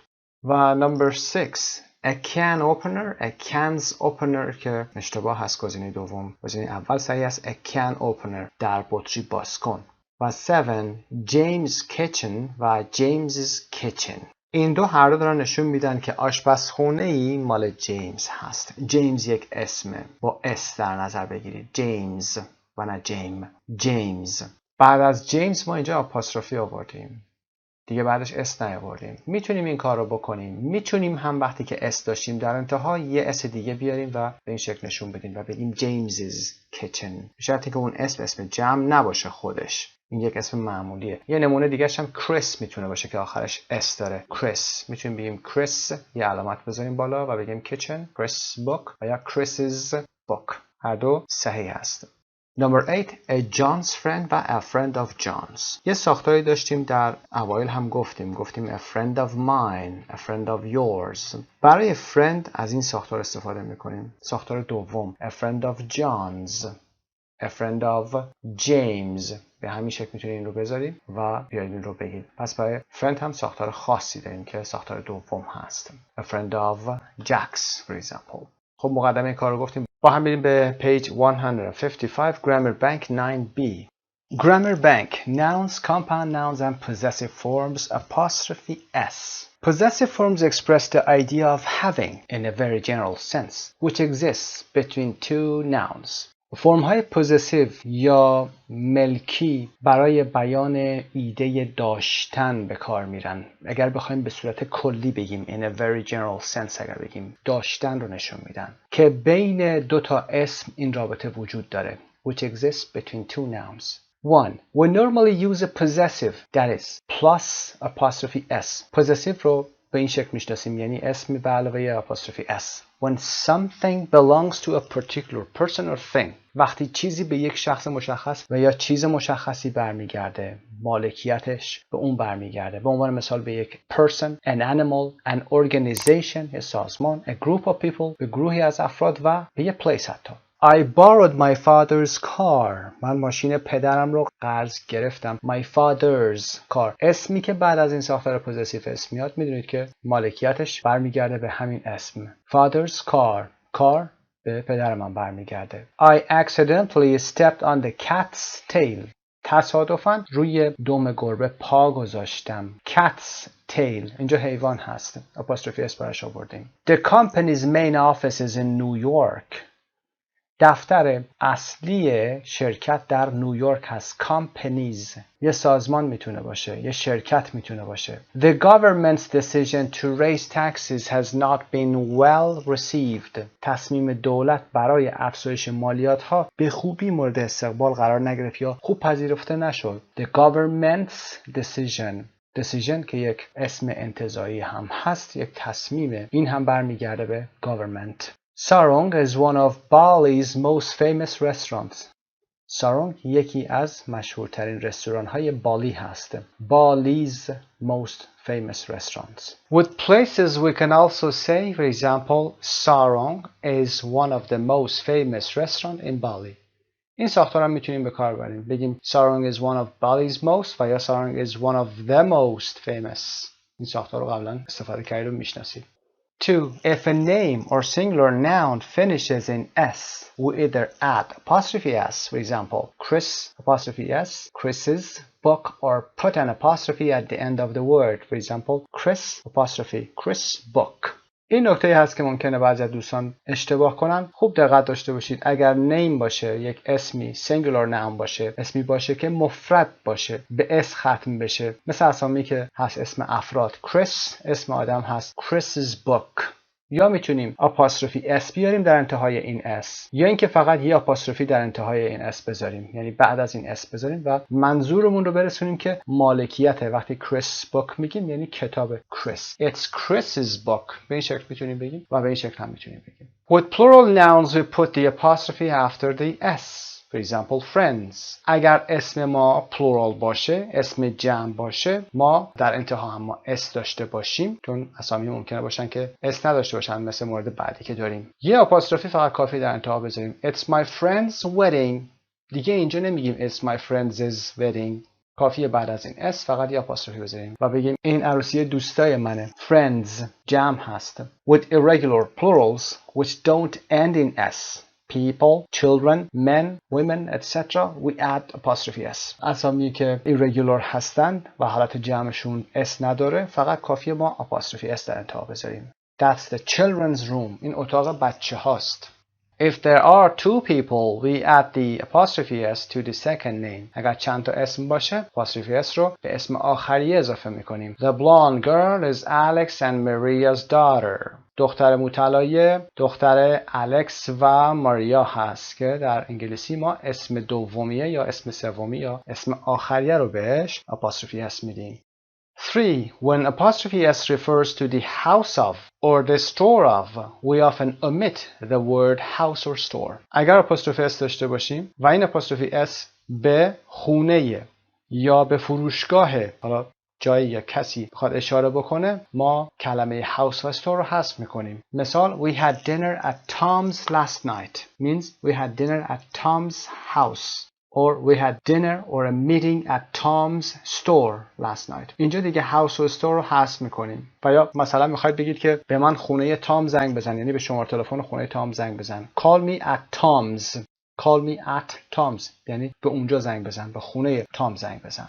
Using of instead of apostrophe s. حالا of میخوایم استفاده بکنیم. که استفاده میکنیم؟ We normally use an of phrase, not apostrophe s, with things or abstract nouns, especially when one thing is part of another. معمولا زمانی از of phrase استفاده میکنیم، یعنی عبارتی که با of بیاد استفاده میکنیم و نه s apostrophe s که اسامی abstract باشن و یا چیزها abstract باشن، یعنی انتزاعی باشن. Especially when one thing is part of another. خصوصا وقتی چیزی بخشی از چیز دیگر هست. مثالا رو ببینیم. Can you remember the name of the movie? میتونی اسم فیلم رو به خاطر بیاری؟ My brother lives at the end of the street. نمیگیم my brother lives at the street's end. At the end of the street. The problems of old age are many and varied. مشکلات کهنسالی زیاد و متنوع هست. The problems of old age. ساختارها طولانی تر هستن و معمولا نمیشه اینها رو با apostrophe s آورد. We use of to express possession with a long phrase. اگر عبارتی طولانی باشه از ساختار of استفاده میکنیم و نه apostrophe. مثال اشتباه رو هم اینجا آورده و در پایین Helen is the sister of my cousin in Rome I told you about. هلن خواهر حالا پسرعموی و دخترعموی من در روم هست که در موردش بهت گفتم. is the sister of my cousin. اینجا دیگه این ساختار رو نمیتونیم بیاریم. 3. With friend, we often say a friend of plus name or noun plus apostrophe s. با friend در متن درس هم گفتیم ساختار a friend of حالا اسم اون فرد و یا noun plus apostrophe s میاریم. مثل Jim is a friend of my brothers. Jim is a friend of my brothers. Jim یکی از دوستان برادر منه. A friend of mine یکی از دوستان منه. A friend of yours یکی از دوستان شما هست. A friend of Jack's از دوستان جک هست. و اما اسامی مرکب compound nouns. We use compound nouns, not possessive forms, to refer to people or things in terms of what they are for. بر حسب اینکه این اسم‌ها و یا این افراد برای چه چیزی هستند از ساختار compound noun استفاده می‌کنیم، یعنی اسامی مرکب و نه حالت possessive یا ملکی. What they are made of از چی درست شدن. What work they do چه کاری انجام میدن، کاربردشون چیه. Or what kind they are یا چه نوعی هستن. The second noun is the main thing or person. یادتون باشه وقتی که دو تا اسم پشت هم داریم این حالت compound nouns اسم دومیه اسم اصلیه. حالا میتونه شی باشه انسان باشه. And can be singular or plural. فرق هم نداره مفرد و جمع میتونه باشه. The first noun gives more information about the second noun. اسم اولیه اطلاعات بیشتری در مورد اسم دوم میده که اسم دوم اسم اصلیه هست. مثل car key یعنی کلیدی هست که برای ماشینه. It is usually singular unless it has no singular form. معمولا هم اسم اول singular هست مگر اینکه مثل jeans حالت مفرد نداشته باشه. For example, jeans store. فروشگاه جینز یعنی لباسهای جین. اسم اول توصیف میکنه اسم دوم رو. اسم اصلی کدومه؟ گفتیم the second noun هست. پس میخوایم در مورد store صحبت کنیم. چه نوع استوری؟ jeans store. jeans information میده در مورد این store. can opener. an opener for cans. openeri هست که برای can استفاده میشه. an opener for cans. history teacher. a teacher این در اصل یک teacher هست. چه teacher؟ a teacher of history. an English teacher. یک teacheری هست که برای درس انگلیسی هست. I need a can opener. من دربازکن رو لازم دارم. Do you know where it is؟ میدونی کجا هست؟ دربازکن رو. can opener. I bought a huge flower pot in a garden center near my house. یک flower pot یک گلدون بزرگی رو در garden center در مرکز گل فروشی نزدیک خونم خریدم. My brother is a company director. یعنی دیرکتور هست. دیرکتور کجا هست؟ The company director. And my sister is a history teacher. تیچری هست؟ تیچر history. I opened the car door. یعنی در رو باز کردم. چه دری رو؟ car door. در ماشین رو got in وارد شدم and put on my seat belt و کمربندم رو بستم. بلتم رو کدوم بلت؟ چه نوع بلتی؟ seat belt. پس کمربند ایمنی داخل ماشین میشه. Remember, compound nouns are usually two separate words. معمولاً compound nouns ها اسامی هستن که از همدیگه مجزا هستن، جدا هستن. But they are occasionally joined together as one word. بعضی وقتا هم به هم وصل میشن. Sunglasses, bathroom, or hyphenated. For example, house hunter, fortune teller. اینها با هایفن به هم دیگه وصل شدن. خط تیره کوچیکی دارید اینجا میبینیم. معمولاً ساختار اینها به این شکل هست که در ابتدا اینها هایفن میگیرن و بعد به هم دیگه وصل میشن مثل sunglasses. مثل bookcase که دیگه به هم دیگه وصل شدن. قبلا این هایفن رو با هم داشتن. قبل از اون هم اینها از هم جدا بودن مثل company director. 2. With containers, a compound noun, a milk bottle, focuses on the container, usually empty, whereas the container plus a possessive noun, a bottle of milk, focuses on the contents. The container is usually full. در متن درس هم گفتیم این موضوع رو. وقتی که ظرفی داشته باشیم و مظروف اون چیزی که داخلش هست compound noun مثل a milk bottle موضوع و اسم اصلی خود بارل هست. یعنی داریم به کنتینرش اشاره میکنیم و معمولا هم خالیه. a milk bottle بطری شیر. هدف ما بیان اون بطریه هست. در حالی که whereas the container plus a possessive noun یعنی a bottle of milk a possessive ساختار possessive هست. a bottle of milk نشون میده که محتوا چی هست. the container is usually full. این ظرف معمولا هم پره. a bottle of milk, a bottle of water, a bottle of oil. اونجا منظورمون به اون شیر و آب و روغن هست. Other common examples are a milk carton, a glass of juice, a jam jar که شیشه مربا هست. a jar of jam, a tuna can, a can of tuna, a matchbox, a box of matches, etc. که همه اینا از این قانون بالا پیروی میکنن. خب برمیگردیم به متن درس اصلیمون به قسمت reading. سایت مجموعه زبان ایرانی. Part 6, Reading. Read the introduction to a book called My Last Supper and find the answers to the questions. سوالاتی که در پایین داریم رو یه نگاهی بهش بندازید، یه ایده بگیرید که دنبال چه چیزی توی متن خواهیم بود و بعد میریم متن رو میخونیم. متن رو که خوندیم میایم به سوالات پاسخ میدیم و ادامه کار رو خواهیم داشت. عنوان ریدینگمون که My Last Supper بوده، یعنی آخرین شام من. ممکنه که اشاره به Last Supper Jesus Christ داشته باشه، شام آخر. بریم با هم introduction رو ببینیم. By Chef Anthony Bourdain. Chefs have been playing the My Last Supper game in one version or another since humans first gathered around the flames to cook. آشپزها همیشه این بازی رو کردن. Have been playing. این بازی رو انجام میدادن. Present Perfect Continuous هست. اسم این بازی هم My Last Supper بوده. حالا به هر شکلی، به یک شکلی یا به شکل دیگه ای وقتی میگیم in one version or another، از زمانی که since به معنی از زمانی که humans انسان‌ها برای اولین بار دور شعله‌های آتش جمع شدن و برای غذا پختن با هم بودن. They around the flames to cook. Whether late at night after their kitchens had closed, sitting at a wobbly table on the periphery of Les Halles in 19th century Paris and drinking vin ordinaire, or while nibbling bits of chicken from skewers in after-hours izakayas in Tokyo, or perched at the darkened bar of a closed New York City restaurant, enjoying vintages they couldn't otherwise afford, someone always piped up.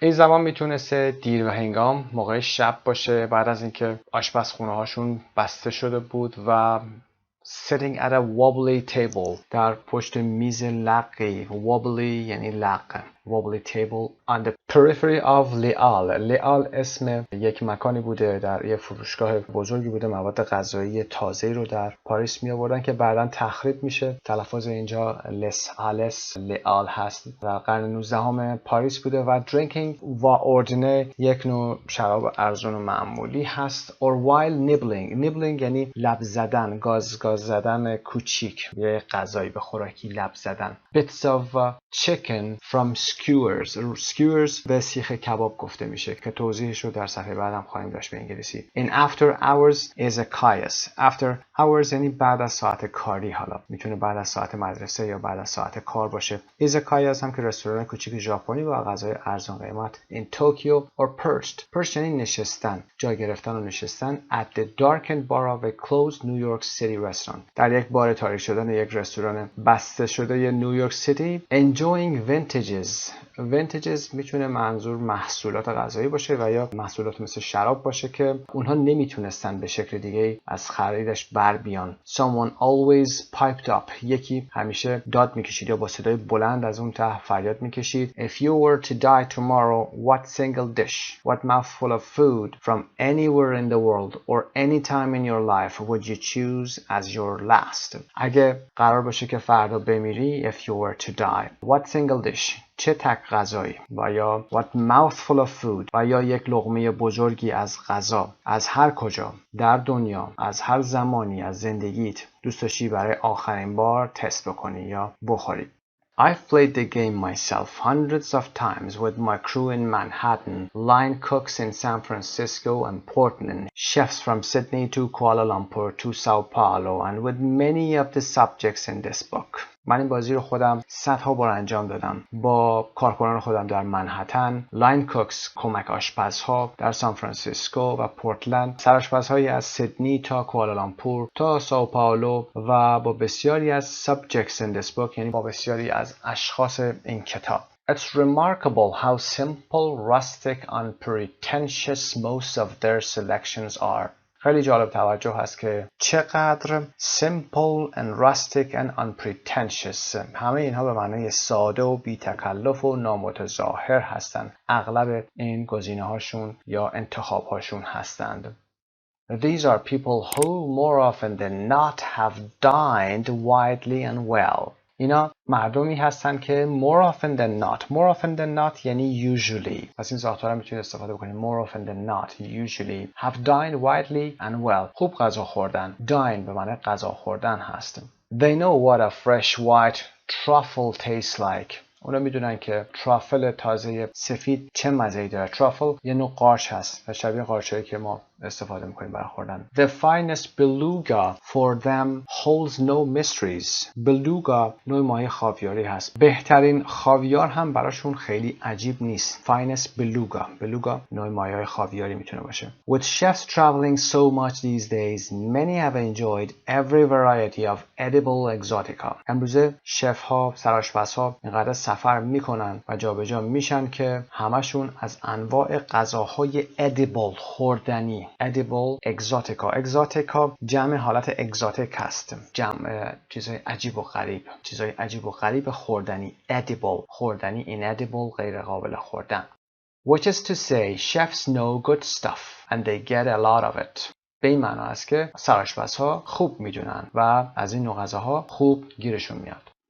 And yet, when we ask ourselves and each other the question what we will want as that last taste of life, we seem to crave reminders of simpler, harder times. و با این حال وقتی که از خودمون میپرسیم و از همدیگه این سوالا رو میپرسیم که آخرین مزه غذایی زندگیمون چه چیزی میخواد باشه، به نظر میرسه to crave یعنی آرزو میکنیم. crave یعنی اشتیاق و ذوق چیزی زیادی داشتن. reminders of چیزهایی که یادآور simpler, harder times هستن، چیزهای ساده‌ای که مال زمانهای سخت زندگیمون هستن. a crust of bread and butter. یه پوسته نون. کراست اون پوسته نون، مثلا نونای توست که هست یا نونای فانتزی که داریم، اون پوسته هست که پخته شده. crust of bread and butter. یه پوسته نون و کره. poor people food. غذای آدم فقیرا. When we think of what we would eat last, we revert from the loud, obsessive, dominating control freaks we have become to the children we once were. وقتی که فکر میکنیم که برای آخرین غذا چی میخوایم بخوریم، we revert، باز میگردیم، بر میگردیم. بازگشت رو برگشت revert هست. From the loud, obsessive, dominating control freaks. freaks به آدمای عجیب و غریب میگن. به آدمای عجیب و غریب کنترلگر حساس یا وسواسی که پر سر و صدا هستیم و یا شدیم به کودکانی که یه زمان بودیم. Not that all of us were happy children. هممون هم که بچه‌های شادی نبودیم، زندگی شاد نداشتیم. But we were children just the same. اما هممون مثل همدیگه بچه بودیم. If cooking professionally is about control, اگر آشپزی به صورت حرفه‌ای به معنای control هست, about manipulating the people به معنای استفاده از مردم هست, استفاده از ذوقشون یا استفاده از تیست و سلیقه‌شون هست, the ingredients محتویات and the strange physical forces of the kitchen universe to do our bidding و استفاده از نیروهای جسمی عجیب دنیای آشپزخانه برای to do our bidding، برای انجام این دستورمون، یعنی دستوری که ما داده شده. always anticipating, always preparing، همیشه داریم anticipate میکنیم، پیش بینی میکنیم و همیشه در حال آماده سازی هستیم. always dominating one's environment، همیشه محیط یک نفر رو داریم کنترل میکنیم. then eating well is about submission. بنابراین حالا با همه اینها در نظر گرفتن همه اینها، خوب غذا خوردن هم is about submission به معنای submission هست، گردن نهادن و اطاعت کردن است. about letting go یعنی که آزاد و رها بودن، آزاد و رها کردن خود. و لئال رو در پایین آورده the traditional central market of Paris which was demolished in 1971 که دفعه demolish رو اینجا براتون مهم میتونه باشه. demolish یعنی تخریب کردن، ویران شدن. و izakaya a type of Japanese drinking establishment. establishment هم به همون مکانی که برای غذا خوردن و غیره میرن هست. which also serves food to accompany the drinks که به همراه نوشیدنی ها میاد. to accompany the drinks. و اما پاسخ به سوالات قسمت A. 1. What is the My Last Supper game? A game where people choose what they would want to eat for their last supper on earth. Who plays the game in the book? Some of the world's best known chefs. By number 3, do you recognize any of the chefs? Have you dined at any of their restaurants? اگر هر کدوم از این سرآشپزها رو میشناسید در تصاویر پایین باید بگید و بگید که آیا در رستورانشون هم غذا خوردید یا نه، که اگر خوردید حتما در موردش صحبت بکنید. بریم برای قسمت پایین Part B. Read the introduction again and answer the questions with a partner. Why does Anthony Bourdain think chefs are good at the My Last Supper game? And number 2, why does he think their answers are surprising? Do you agree? Number 3, what impression does he give of a typical chef's character? Do you think it is accurate? اون از شخصیت معمول یک سرآشپز چه احساسی رو به ما میده و آیا فکر میکنی که دقیق هست، درسته؟ Do you think it is accurate? Number 4. What, according to Anthony Bourdain, is the difference between cooking and eating? تفاوت بین آشپزی و خوردن چی هست به نظرشون و do you agree؟ پاسخ هم با هم داشته باشیم. For number 1, because they have eaten all kinds of food from all over the world, including the most expensive things like truffles and caviar. مثل truffles و caviar رو اونها خوردن. caviar هم که خاویار هست. caviar. Number 2, because most of them choose simple, rustic and unpretentious food که گفتیم که معانیشون چی هست. گفتیم ساده و بی تکلف و نامتظاهر هست. Number 3, that they are difficult people to work with. آدمای سرسختی هستند. Loud, obsessive, dominating, control freaks. آدمای عجیب و غریب، سخت کنترلگر. Number 4, cooking is about control, manipulating people and ingredients. استفاده کردن از مردم، از ذوقشون و از احساسشون و از سلیقه‌شون و ذائقه‌شون و ingredients، محتویات غذایی که اینا رو کنترل میکنه یک آشپز. Eating is about letting go, for example being relaxed and surrendering yourself to the food. و غذا خوردن چیز دیگه ای هست، آرام بودن و رها بودن و surrender کردن خودتون، یعنی تسلیم کردن خودتون در برابر غذا هست.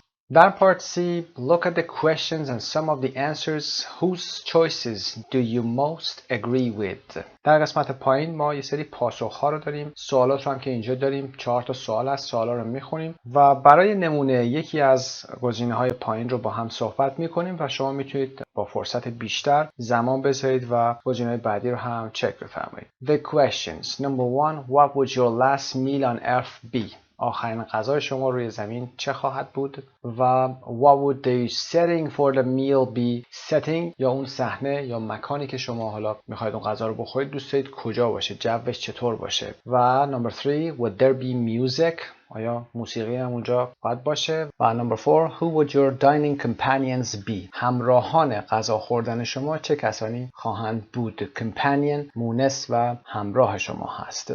به عنوان نمونه قسمت اول برای لیدیا رو میایم با هم انجام میدیم که ایتالیان هست. answer number 1ش My last meal would consist of a plate of sliced San Daniele prosciutto with some ripe black figs, linguine with white clam sauce, a plate of Gran Padano and perfectly ripe juicy peaches. خب همونطور که میبینید این قسمت پر از اسامی غذاها هست که اگر خیلی علاقه‌مند هستید به اسامی غذاهای خارجی رو یاد بگیرید لیست این غذاها رو حتما براتون میذاریم و دفینیشن هاشون رو میذاریم. میبینیم که لیدیا از ایتالیا میگه که آخرین غذای من شامل یه بشقاب از این نوع غذاها هست و با some ripe black figs که با چند تا انجیر رسیده سیاه هست. رایپ گفتیم که رسیده هست و لینگونی پاستای نازک و بلند هست، مسطح هست، صافه و بقیه هم به همین شکل. برای نمبر 2 the setting would be setting رو هم که اون جوی که قراره که این غذای آخر رو بخوره in my house overlooking the Adriatic خونه من باشه و مشرف بر ادریاتیک باشه. ادریاتیک دریای ادریاتیک هست در مدیترانه. while the waves crashed against the rocky shore در حالی که موج‌ها هم میخورن به ساحل صخره‌ای. Number 3, Scheherazade would be playing in surround sound. Scheherazade همون شهرزاد خودمون هست، یعنی شهرزاد داستانهای خودمون هست که داستانهای 1001 Nights رو میگه 1001 شب هست و میگه که شهرزاد هم اونجا با موسیقی سراوندش اونجا داره مینوازه. Number 4, I would like my family and closest friends with me. دوست دارم که اینها با من باشن، خانواده من و دوستای صمیمی من با من باشن. برای پارتی به سوالات 1, 2, 3, 4 هم پاسخ میدیم. پاسخ رو اینجا براتون گذاشتیم. میتونید بعد از مطالعه اون قسمت‌های پایین از روی متن ریدینگی که هست استخراج بکنید. این قسمت پاز میکنید و پاسخاتون رو چک میکنید. Lexis and context. Read the article again and underline any words for items of food or drink that you did not know. Compare with a partner and check their meaning with a dictionary. Are any of these words ones that you wouldn't consider to be English? و اسامی مختلف زیاده در این قسمت آورده. قبل از اینکه به قسمت رایتینگ بریم حتما لیست غذاهایی که گفتیم رو برای شما قرار میدیم. شاید اینترست شما باشه، دوست داشته باشید که بدونید. Now find words in the text to match the definitions below. یه سری definition های اینجا آورده و کلمات هم که پاسخش رو در قسمت چپ گذاشتیم، هرچند در متن توضیح دادیم. متنی که برامون مهمتر بود رو آوردیم و گفتیم. قسمت های پایین البته the answers در این صفحه خیلی از اهمیت بالایی برخوردار نبود، برای همین بهش نپرداختیم. در سیلابس کتاب هم اهمیت زیادی رو برای اون قسمت نذاشته، فقط برای اطلاع عمومی هست برای شما. اما number 1 take small bites of something especially food. وقتی از غذایی بایت های کوچیکی، گازهای کوچیکی بگیرید، نیبل هست. فعل نیبل. So نیبل معنای گاز زدن و آروم آروم از غذا خوردن هست. Number 2 skewer که گفتیم a long thin piece of metal that is pushed through pieces of meat or vegetables to hold them together while they are cooking. منظور سیخ کباب هست. Long thin piece of metal that is pushed through گفتیم از میان چیزی عبور کردن است، از قطعه های گوشت و یا vegetables عبور میکنه to hold them together while they are cooking. skewer. و adjective هست گزینه 3 ما that can be eaten، چیزی که قابل خوردن باشه. edible. Number 4 verb هست have a very strong desire for something especially food. وقتی که میل زیادی برای چیزی، میل شدیدی برای چیزی داشتن رو، خصوصا غذا رو با فعل crave for something, crave for food. Number 5 noun هست the hard outer surface of bread. لایه بیرونی یا سطح بیرونی و سخت نون که crust هست. گفتیم اون قسمت های برشته شده بالای نون هست. Number 6 adjective fully grown and ready to be eaten. وقتی که کاملا رشد کرده و آماده خوردن باشه، میوه مخصوصا ما میگیم ripe، قابل خوردن باشه و تازه هست، رسیده هست. Number 7 هم noun هست a lot of different dishes served in small quantities. tasting menu به انواع غذاهای مختلفی گفته میشه که در مقدار کوچیکی گذاشته میشه برای سرو کردن. و نمبر 8 verb هست capture a fish. ماهی گرفتن. capture یعنی گرفتن، تسخیر کردن، زندانی کردن و همه اینا معناش هست. catch a fish. نمبر 9 verb formal هست به معنای have dinner. شام خوردن، غذا خوردن با فعل dine میگیم. dine دقت داشته باشید. D-I-N-E to dine. و مکانش هم که میشه dining room به همین شکل از فعل dine، این ریشش هست. بریم برای قسمت بعد. در قسمت G what the partner answer the 4 questions and explain your choices. حتما قسمت G رو انجام بدید و در مورد خودتون صحبت بکنید. حالا خیلی نیاز نیست که اسم غذاهای مختلف عجیب و غریبی که تو این صفحه هست رو بیارید، اما بتونید به صورت کلی به 4 سوال بالا جواب بدید و سعی کنید از کلمات جدید استفاده بکنید. کلمات کاربردی، اسمهایی که هست و فعلهایی که در بالا اومده حتما استفاده بشه. خب میریم برای قسمت 7 writing a complaint. میخوایم یه شکایتی بنویسیم. write a letter of complaint. خب میریم با هم به اون قسمت. قبل از اون اسم لیست غذاها رو اینجا براتون میذاریم که میتونید استفاده کنید و اگر خواستید در متن گفتگوتون هم استفاده بشه.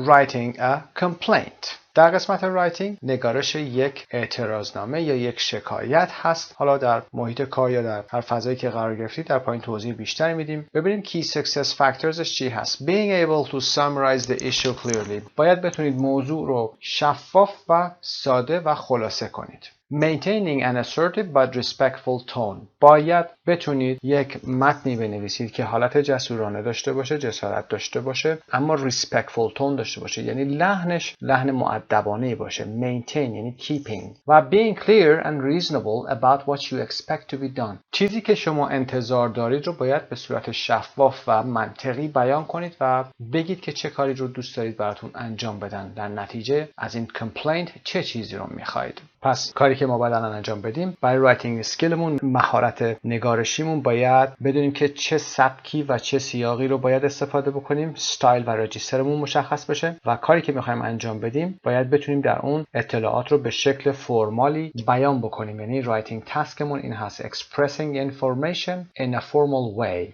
Analyzing a model text. Have you ever had a very bad experience at a restaurant or a hotel? What happened? Did you make a complaint either in person or in writing? What response did you get? چه اتفاقی افتاد؟ و اینکه شکایتتون رو به صورت حضوری انجام دادید in person یعنی به صورت حضوری، و یا اینکه به صورت writing یعنی به صورت نامه این کار رو انجام دادید و چه پاسخی به دست آوردید. What response did you get? Read the model letter. What exactly is the complaint about? متن رو میخونیم و بعد قسمت C رو هم همزمان باهاش انجام میدیم و توضیح میدیم کدومی که از گزینه‌ها صحیح است. خب میتونید به قسمت C که سمت چپ این متن هست در کتابتون نگاه کنید. ما 10 تا پاسخ داریم، به همین شکل 10 تا گزینه در اینجا داریم که جای خالی هست و باید پر بشه. هر کدوم از این پاسخ‌های ما دو قسمتیه، باید ببینیم کدومی کهشون صحیح هست. Dear sir or madam.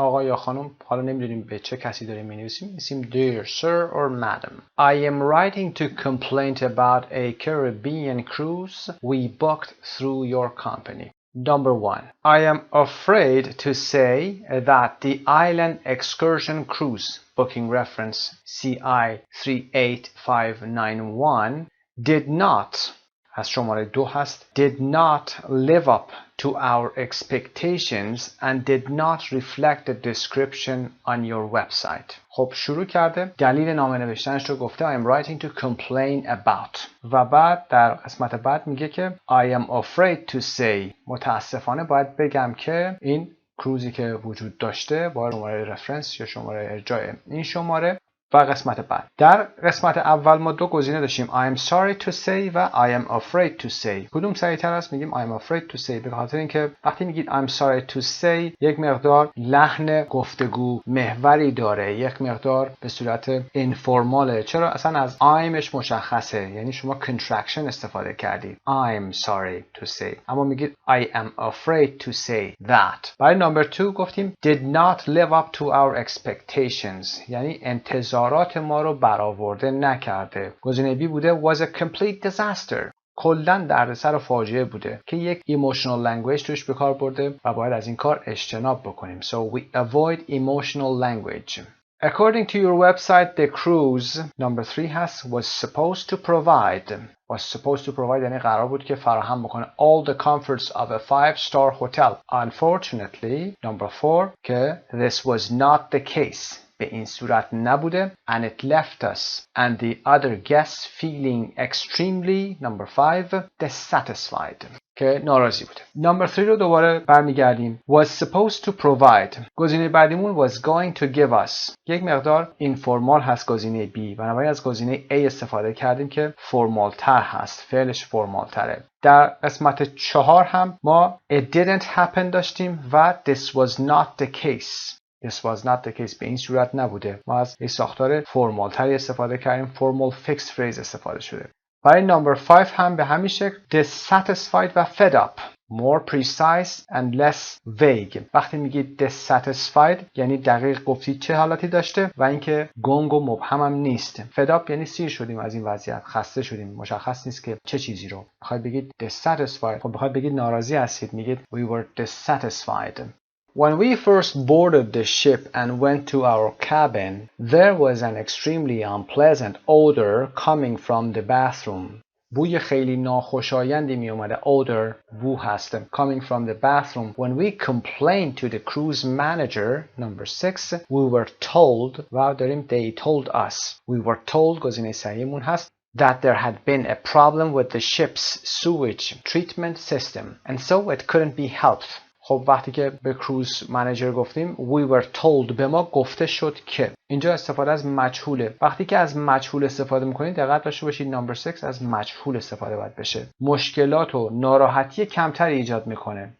یه خورده پسیوتره، مجهولتره. Hoping to make the best of things, we headed to the buffet, which was advertised as a pan-Caribbean taste sensation. When we got there, number 7, to our great disappointment, گزینه ما هست، گزینه A هست و گزینه Bش هم بوده really irritatingly که گزینه فرمال ترش همون گزینه A هست. We found hot dogs, hamburgers, some wilted salad. Wilted salad یعنی سالاد هایی که سبزی هاش یا کاهوهاش همه پژمرده شدن، جمع شدن and little else و چیزای دیگه. To add insult to injury. To add insult to injury یعنی اون حالتی که نمک روی زخم باشیدن. On the third day of the cruise we discovered that our 2 tablet computers kept in the room safe were somehow stolen. Room safe کاف صندوق اتاق بوده. Were somehow stolen out of that safe. When we informed an officer of the ship about it, we received apologies and excuses, but nothing more.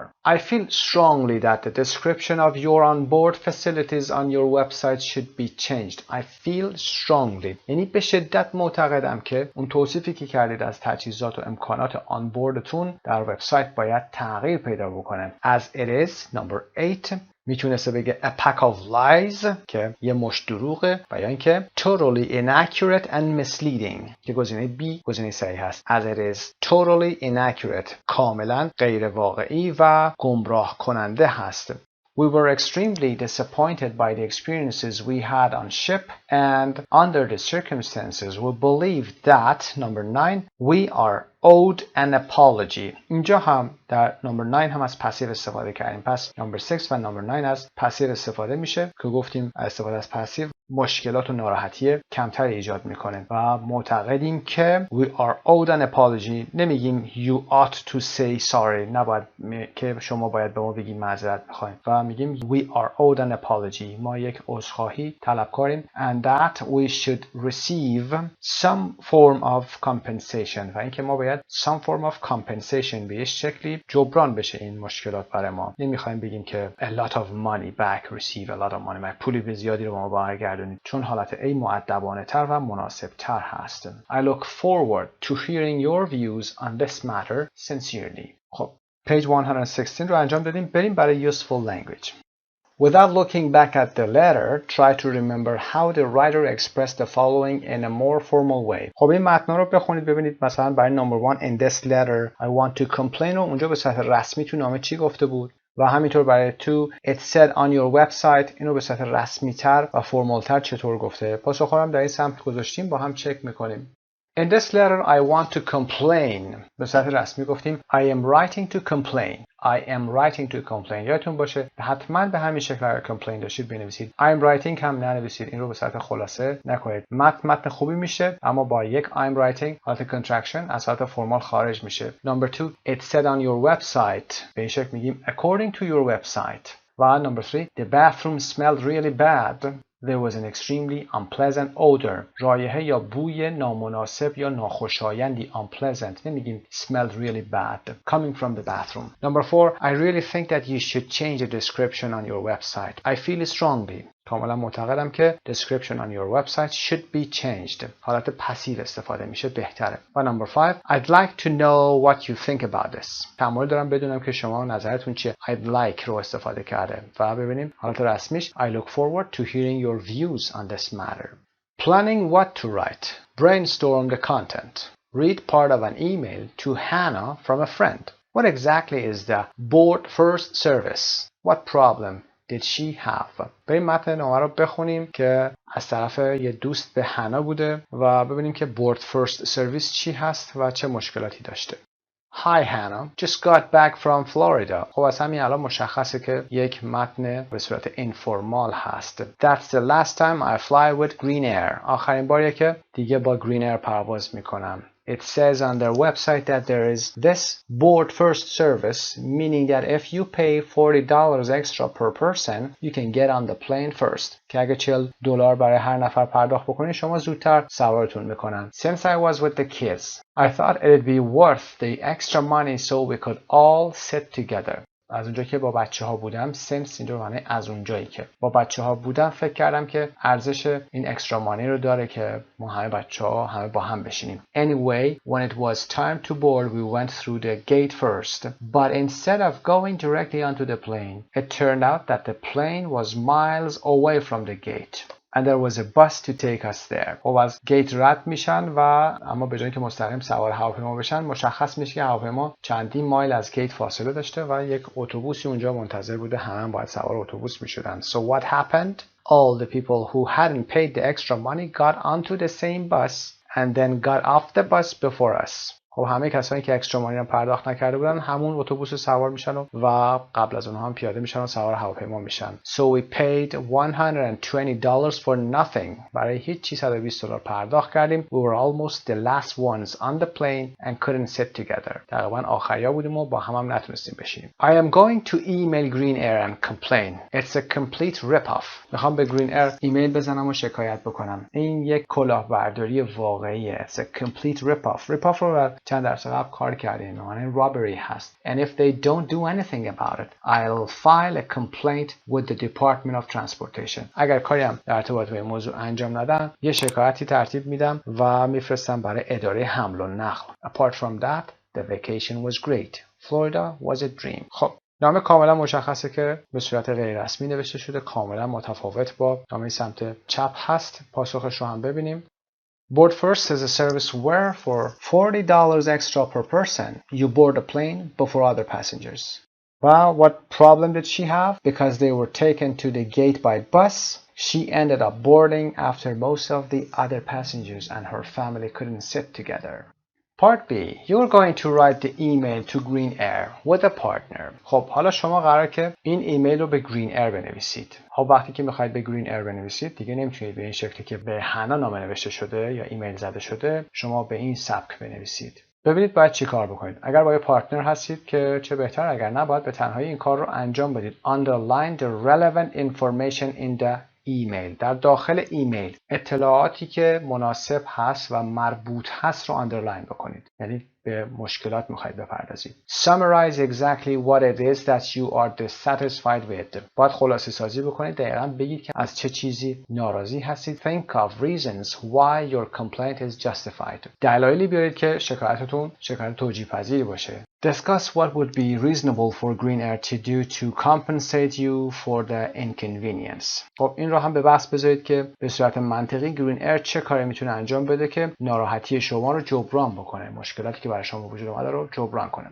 Decide what other details you think might be important to include in the email. For example, the date and the flight number and invent them. خب کاری که باید انجام بدین اضافه تر بشه، باید حالا مثلا بیاید بگید دیت و فلایت نمبر و اینها رو هم بیاید بهش اضافه بکنید که مشخص بشه چه روزی این اتفاق افتاده. و یا فرضاً اگر به کسی چیزی گفتید اسم اون آفیسر یا غیره رو بیاید بنویسید. اما tips for writing an email or letter of complaint.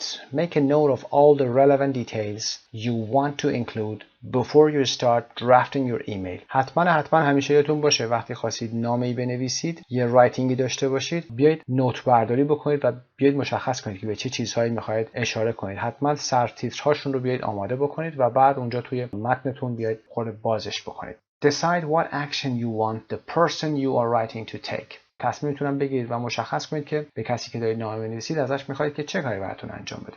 Use appropriate expressions for opening and closing the email. برای شروع و پایان ایمیلتون هم می‌دونید در درس‌های گذشته هم کار کردیم که چطوری شروع کنید و چطوری ایمیلتون رو به پایان برسونید. Use a formal style and be clear and assertive but not aggressive.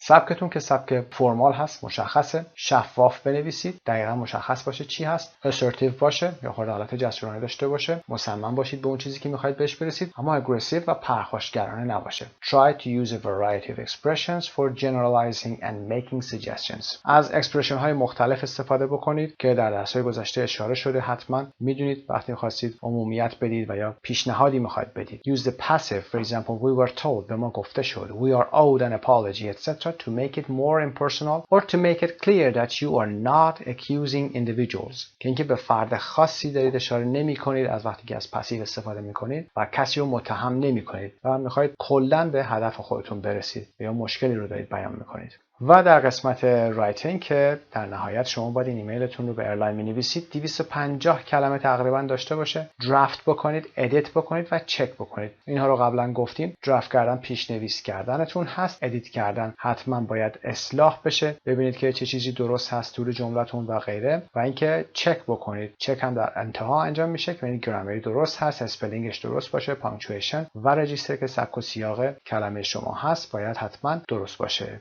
با آخرین رایتینگ این کتاب درس این قسمت به پایان میرسه. خسته نباشید. به نام خدا، عرض سلام دارم خدمت شما عزیزان. Unit 8 and 9 Colloquial English، آخرین درس از Unit 9 رو با هم داریم که Cooking Around the World تاپیکش هست. در قسمت پایین A Read the biographical information about Chantal Nicholson.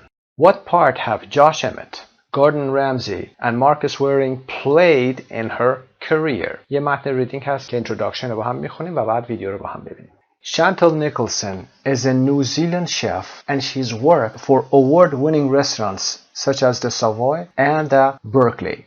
شانتال نیکلسون یک آشپز نوزیلندی هست. نیوزیلند شف و کار کرده. She has worked as present perfect برای رستوران های award winning، رستوران هایی که برنده جایزه های معروفی شدن از قبیل The Savoy و The Berkeley. She originally started out pursuing a law degree, then worked in banking before following a career path in the culinary industry. اون از ابتدای کار به این شکل شروع کرد که اول به دنبال یک مدرک حقوق رفت، بعد در بانکداری کار کرد قبل از اینکه یک مسیری رو در culinary industry. culinary تلفظش هست culinary که به آشپزی مربوط میشه، هر چیزی که مربوط به cooking هست. قبل از اینکه وارد مسیر صنعت آشپزی بشه این مسیرها رو pursue کرد، یعنی دنبالگیری کرد، رفت. She received her first cooking opportunity when Josh Emmett, then of the Savoy, discovered her through the Gordon Ramsay Scholarship Competition and offered her a job. شانتال زمانی که جاش امت که بعداً در ساوی شروع به کار میکنه اون رو میشناسه، در مسابقه‌ای بوده، رقابتی بوده که رقابت بورس گوردن رمزی معروف بوده و به اون شغل رو پیشنهاد میکنه. از اونجا کوکینگ اپورتونیتیش رو برای اولین بار به دست میاره، یعنی فرصت شغلی آشپزیشو اونجا بود که به دست میاره. She worked for several years as a sous chef at the Marcus Waring restaurant in London and she considers him her mentor. چندین سال به عنوان سو شف، این کلمات فرانسوی هستند، به عنوان سو شف در مارکس ورینگ رستوران در لندن کار میکنه که سو شف همون کمک آشپز میتونه باشه یا معاون آشپز اصلی میتونه باشه. در این رستوران در لندن کار میکنه و اون رو مارکس ورینگ رو منتور خودش میدونه. منتور یعنی مربی، استاد خودش میدونه. پاسخ سوال اول رو که نقش‌های این افراد بودن رو ببینیم. Josh Emmett discovered Chantal through Gordon Ramsay's scholarship competition and offered her a job. She worked as a sous chef at the Marcus Waring restaurant in London که پاسخش کاملا مشخصه.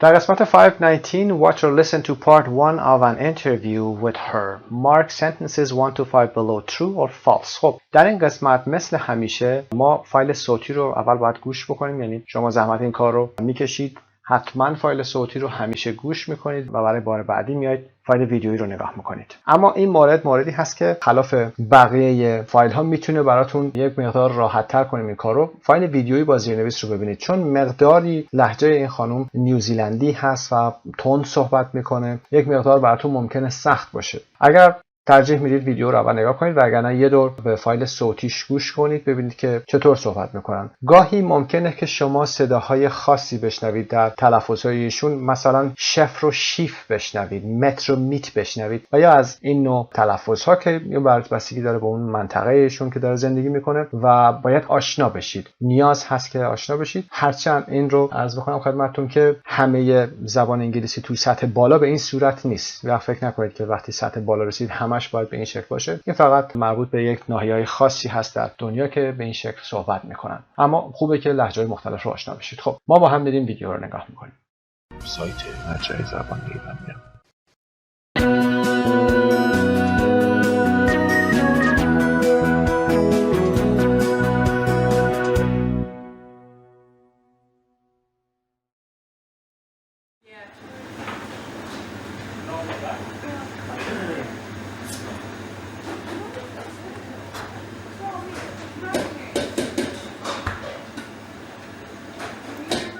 Who taught you how to cook? It would probably be my parents when I was younger. It was always something that I was interested in from an early age, and I used to be in the kitchen quite a lot. How did you end up as a chef in London? One kind of afternoon when I was reading a foodie magazine in New Zealand, and it mentioned the Gordon Ramsay Scholarship. A foodie magazine. foodie مربوط به غذا هست. در گلاسری هم میبینیم informal a person who is very interested in food and cooking. منظور از فودی خوراکشناس هست، کسی که علاقه‌مند به غذا و پختنش هست. مجله فودی بوده در نیوزیلند. And it mentioned که اشاره کرده به اسکالرشیپ گوردن رمزی. And we had to submit a menu, kind of a 3-course menu, and We had to submit a menu, kind of a 3-course menu. باید یه منوی رو که 3 کورسه بود رو ما باید تحویل میدادیم یا میفرستادیم براشون. talk about the food, talk about what you'd done. So I thought, well, why not give that a go? So I submitted an entry and then got a phone call kind of 6 weeks later saying that I'd got into the semi-final. And got into the semi-final که نیمه نهایی هست.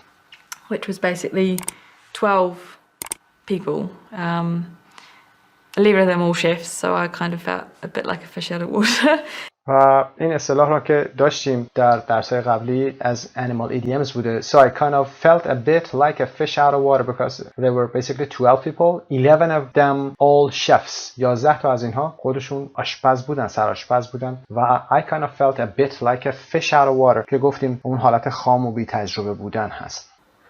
But anyway, whilst I was there, I met Joshie, who was the I met رو اینجا میگه I meet. head chef at the Savoy Grill, which was run by Marcus. And at the end of it, he said, well, you know, there's a job at the Savoy Grill if you want one. And it was just too good an opportunity to turn down. It was just too good an opportunity to turn down. یک فرصت خیلی خوبی بود اگر من خواستم اینو turn down بکنم، یعنی reject بکنم، ردش بکنم. So it all kind of happened relatively quickly because I thought, well, I can't turn this opportunity down. I was kind of at the point in my career where I was looking for another job anyway. So I just thought, well, I'll do it. Top chefs have a reputation of being difficult. خب سرآشپزا مشهورن به این که خیلی سختگیرن. What's Marcus Waring like to work for? He is very... He's quite... I mean, I wouldn't want to work for any other chef. میخواد به موضوع بپردازه اما دقیقاً به موضوع نمیپردازه و اصل موضوع رو نمیگه. یک مقدار فاصله میگیره از موضوع و فرصتی بیشتر میگه. He's quite... I mean I wouldn't. به همین شکل کلماتی میاره که distance میکنه خودش از موضوع اصلی. Of that high caliber, really. اوکی، در این قسمت for any other chef of that high caliber یعنی سطح بالا. من نمیخوام برای کسی دیگه ای کار بکنم چون ایشون منظور کافی high caliber هست. high caliber یعنی سرشناسه و آدمی هست که سطح بالای تو این کار. He's a person that's very he's got a real eye for detail. He's got a real eye for detail. این رو قبلا هم کار کردیم در این مجموعه. حساس و دقیق بودنه. To have eye for detail. حساس و دقیق بودن. نکات ریز و مهم رو دیدن هست. And a perfectionist. از perfection میاد که کمالگراه. And a perfectionist. But he's also got a very good business sense, which is a great thing to learn from as well because he oversees the whole operation. یک good business sense هم داره، یک حس تجاری خوبی هم داره به خاطر اینکه اون oversees the whole operation و همه این مرحله آشپزی رو از ابتدا تا انتها که مشتری میاد غذا رو میخوره oversee میکنه. oversees نظارت و سرپرستی میکنه. So in that sense he's a great kind of mentor, I guess. When if he gets upset with people, it's because of what's going on the plate or in the restaurant. Because of what's going on the plate منظور در نوع غذایی که توی اون بشقاب قرار میگیره، حالا به هر شکلی هست در جلوی مشتری گذاشته میشه یا در داخل رستوران. There's no ego there at all. There's no ego there at all. هیچ خودخواهی نداره این آدم. There's no ego at all. It's all about what goes out on the plate and what happened and how the guests are treated. He's very much a person that people and how the guests are treated. اینکه مهمانان یعنی مشتری‌ها و کسانی که میان برای غذا چطور باهاشون رفتار میشه، چطور پذیرایی میشه ازشون. When people come to the restaurant, he wants them to have an amazing experience, no matter if they're kind of buying a 30-pound bottle of wine or 3,000. فرق نداره اونا میخوان یه بطری مشروب 30 پوندی رو سفارش بدن یا 3,000 پوندی رو سفارش بدن، باید یک تجربه خوبی، یک احساس خوبی رو از این رستوران با خودشون بیرون ببرن. Is this restaurant into the new trends in cooking, using science in the kitchen and things like that? We're more, not traditional, but we use traditional techniques, classic techniques. I guess in a sense, we're more about, Marcus is a person that's very respectful of ingredients and basically treats, will treat a carrot the same way as a piece of foie gras. In the sense that they both. نظر مارکس اینه. مارکس میگه که خیلی آدم respectful of ingredients هست. به ingredients اهمیت زیادی میده. احترام زیادی برای هر نوع غذایی که قراره که بره روی میز مشتری قائل هست. فرقی براش نداره. کرت باشه و یا اینکه غذای معروف فاگرا باشه که جگر چرب هست، حالا جگر اردک یا قاز میشه که غذای محبوب اونها هست. اگر کرت رو دارن سرو میکنن باید مزه خوب یک کرت رو بده و نه چیز دیگه ای. همینطور غذاهای دیگه. Great things that need to be looked after and treated in the right way to get the maximum kind of flavor out of them.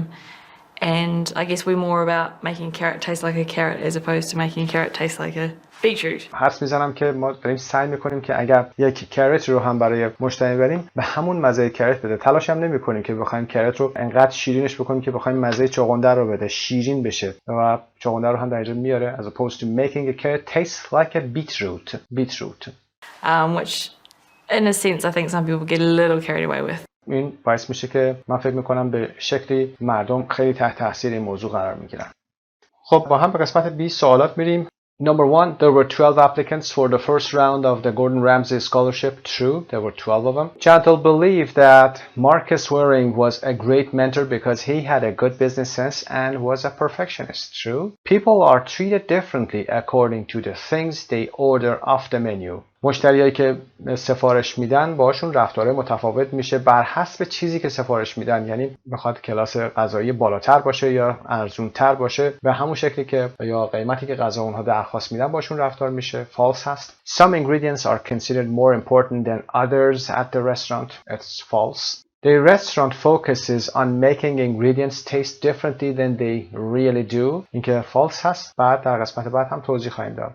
Part C, now listen again and say why the F sentences, false sentences are false. Number 3 is false because the chef wants everyone who comes to his restaurant to have an amazing experience, no matter if they're buying a cheap bottle of wine or an expensive one. Number 4 is false. The chef will treat a carrot the same way as a piece of foie gras. Number 5, they are more about making a carrot taste like a carrot as opposed to making a carrot taste like a beetroot که توضیح شده متن گفتیم. در قسمت گلاسری هم که فودی informal has a person who is very interested in food and cooking گفتیم کسی که خوراکشناس هست، علاقه‌مند به غذا و آشپزی داره. The Gordon Ramsay scholarship چی هست؟ A scholarship for young chefs set up by the celebrity chef Gordon Ramsay where the winner gets work experience and a cash prize. و جاش امت که هست the head of chef at the Savoy Grill at the Savoy Hotel in London. Marcus Waring, well-respected British chef who ran the Savoy Grill and now runs several other highly prestigious London restaurants.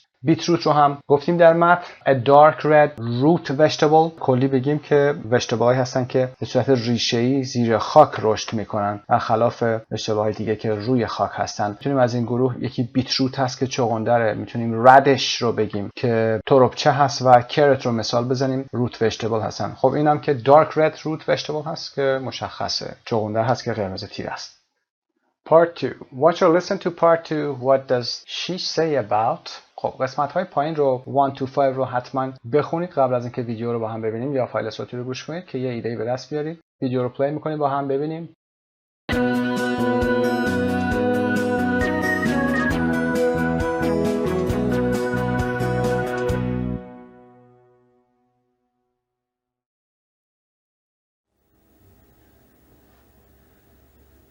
You are the sous chef here. Can you tell us what exactly is the difference between a chef and a sous chef? So basically, a sous chef is, and it basically translates to a second chef. It basically translates to a second chef.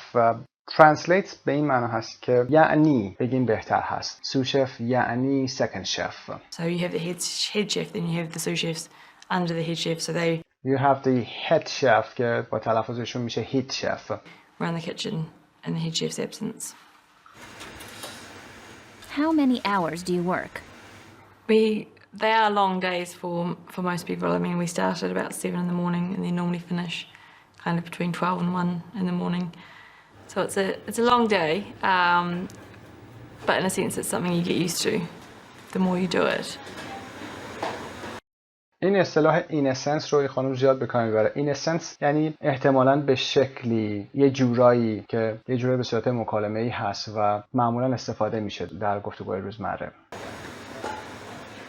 Does it get very stressful in the kitchen? It can do. The biggest thing is organisation.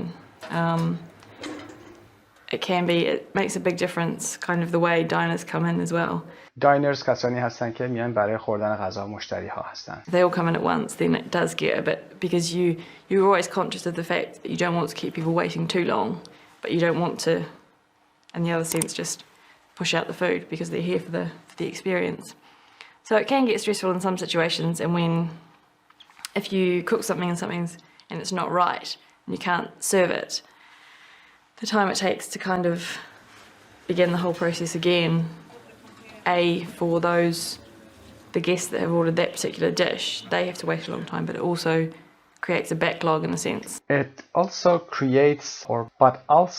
creates a backlog in a sense. To create a backlog به چه معنی هست؟ یعنی تولید یا باعث کار عقب افتاده، کارهای ناتمام شدن هست. Creates backlog یعنی کارهایی که هنوز مونده و شما مجبوری برای مشتریای جدید چون تعداد که زیاد میشه مجبورن همینطور تولید غذا بکنن. So it can get stressful, but again it's something that's managed. And if you're organized اگر شما منظم باشی, kind of a bit forward thinking and always one step ahead. A kind of a bit forward thinking یعنی فکر آینده رو بکنید, always one step ahead, همیشه یک قدم جلو باشید. Then it minimizes the stress completely. And presumably the long hours don't help. Again, the hours don't help the stress, because obviously the more tired people are, then the more stressed they can get. و یه ساختاری هم که برای صفت‌ها داشتیم, the more tired people are, هرچی بیشتر خسته تر بشن, برای اینکه ساعت کاری بیشتر بشه, then the more stress they can get, استرس بیشتری میگیرن و فشار بیشتری روشون خواهد بود. But in a sense, the people that work here are quite very focused, very passionate about what they do. You kind of have to be able to put in the time that we all put in. So the stress is, I think it's something that can be managed. Do you cook at home? If so, what kind of food? Not much. I don't cook at home much. A, because I'm not really there a huge amount. And B, when you have what we have here, to go to kind of a small kitchen, I find it a bit difficult in a sense, because you're used to having such great equipment and kind of ovens and everything around you, and going back to a little flat and kind of trying to do it, it's just not quite the same. But then when I have time off, if I'm on a holiday or something like that, then I of course enjoy kind of going to a market or even a supermarket and getting kind of local ingredients and doing it that way. What would you have as your last meal on Earth? Wow, that's a big question. Probably would start with something like foie gras, because it is. foie gras رو که در قسمت قبل گفتیم, در ویدیو قبلی گفتیم که جگر هست, جگر چربه, حالا میتونه جگر چرب اردک یا قاز باشه, غذای خاصی هم هست. Such a kind of delicacy. It's such a kind of delicacy. Delicacy یعنی غذای خوشمزه. یه سری غذای خاص هستن که غذای خوشمزه روز هستن. غذای لذیذ, خوراک لذیذ. And then a seafood, probably scallops. Seafood به غذای دریایی. Scallops نوعی صدف‌های دو کفه‌ای هستن که قبلا هم صحبت شده. Main course would probably be some beef, a rib of beef with some beautiful vegetables, seasonal vegetables. Then I definitely have to have cheese, because I'm a big fan of cheese, especially the European cheeses. That's one thing that I really love about kind of the UK and Europe. And then probably to finish, Probably a pear tartan. پر تارتان رو در گلاسری قسمت پایینم توضیح میدیم که معمولا شیرینی ها رو با تارت گفته میشه. تارتان هم که یک کیک فرانسوی هست با سیب و گلابی. پر گلابی هست، ساخته میشه یا درست میشه. و اما سوالات و پاسخها. The difference between a sous chef and a head chef. A sous chef is the second chef who works under the head chef. و number 2, the hours she works. She works very long hours from 7 a.m. to 12 or 1 a.m. the following morning. یه ساعت یک صبح روز بعد.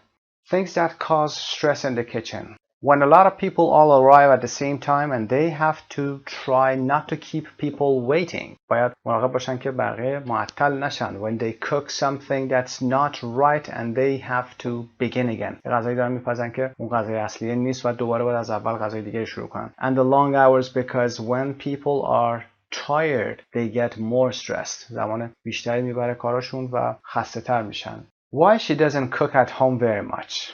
Because she's not at home very much and because she finds it difficult cooking in her kitchen, which is small and doesn't have the sort of equipment that she has at work.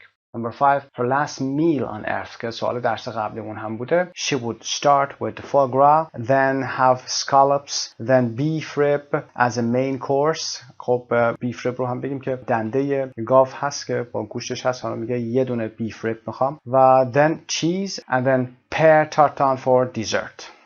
و قسمت بی که پاسخش با خودتون برمیگرده. What impression do you get of Chantal's attitude toward her job? چه نگرشی نسبت به شغلش داره این خانم؟ اینو تاثیرش رو بگید. چه احساسی گرفتید؟ و is it a job that would appeal to you? If something appeals to you یعنی که شما دوستش دارید و خوشتون میاد از این شغل یا از اون کار. آیا این شغل رو دوست دارید شما؟ Glossary delicacy. A type of food considered to be very special. غذای خاص و خوشمزه رو میگیم a delicacy. استرس روی قسمت اول. Scallops a kind of shellfish. shellfish رو در vocab گفتیم که صدف‌ها هستن. و tartan a French cake usually made with apples or pears. Part 2. Looking at language. Distancing. Chantal often uses language to distance herself when she's answering questions by using certain words or phrases. For example, I guess, in a sense, I mean, etc.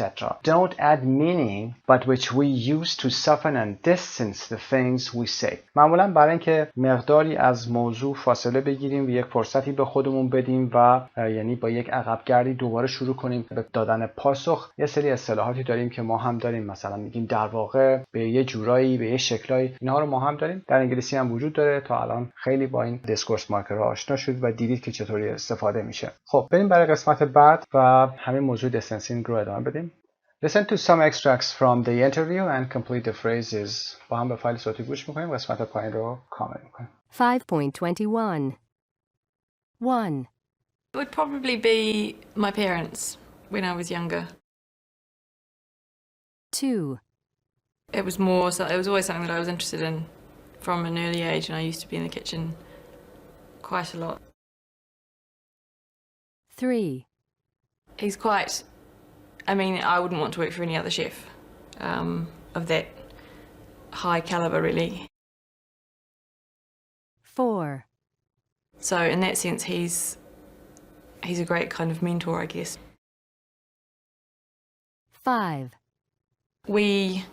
I guess in a sense, we're more about, Marcus is a person that's very respectful of ingredients and basically will treat a carrot the same way as a piece of foie gras. 6. Basically, a sous chef it basically translates to a second chef. خب برای قسمت‌های جای خالی که در متن اومده پاسخ‌ها رو داریم. It would probably be, it means it would most likely be. که از صحبت این خانم بوده، از اصطلاحات دیستنسینگی که استفاده میکرده. It was more means used to show that you are giving more detailed information. میخواین اطلاعات بیشتری رو بدید. و برای number 3 I mean هست informal way to explain or correct what you have just said. یه چیزی رو گفتید حالا میخواید بگید منظورم اینه. I mean. و number 4 I guess to suppose that something is likely. حدس میزنید و میخواید بگید احتمال چیزی وجود داره. من حدس میزنم. I guess. و I guess in a sense for number 5 has to suppose that something is likely in a particular way. you know, used when you are thinking of what to say next. I guess in a sense خب گفتیم حالا به شکلی یه جورایی هست، حدس میزنم به یه شکلی یا جورایی میشه و you know هم وقتی که میخواید موضوع رو شروع کنید و دارید فکر میکنید که چی بگید، یه دوتا کلمه you know رو میایید میگید که یه خورده زمان میگیرید. و number 6 it basically translates to که قسمت اولش بوده میخواسته سوشف توضیح بده که در فایل ویدیویی گفتیم یعنی it means it translates to it means هست به این معنا که Part 3. You're going to hear 3 people talking about food. What 3 questions are they asked? Who is most or least positive about the cuisine in their country? Which is the most popular foreign cuisine?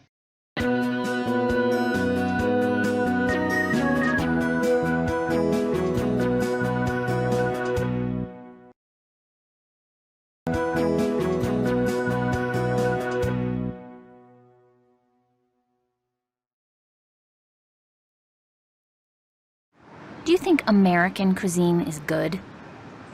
Do I think American cuisine is good? I have a hard time defining what American cuisine.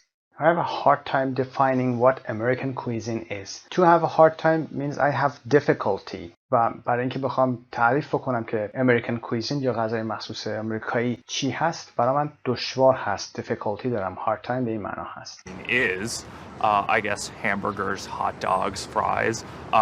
In that context, yes, I think American cuisine is excellent. I like to eat burgers and fries and all those unhealthy things. How healthy do you think the cuisine in your country is? I don't think it's inherent. I don't think American food is inherently یعنی ذاتاً unhealthy. I think we enjoy doing things like frying things up that don't need to be done. But I don't know. No, I don't think it's inherently unhealthy. Do you think Americans eat too much fried food?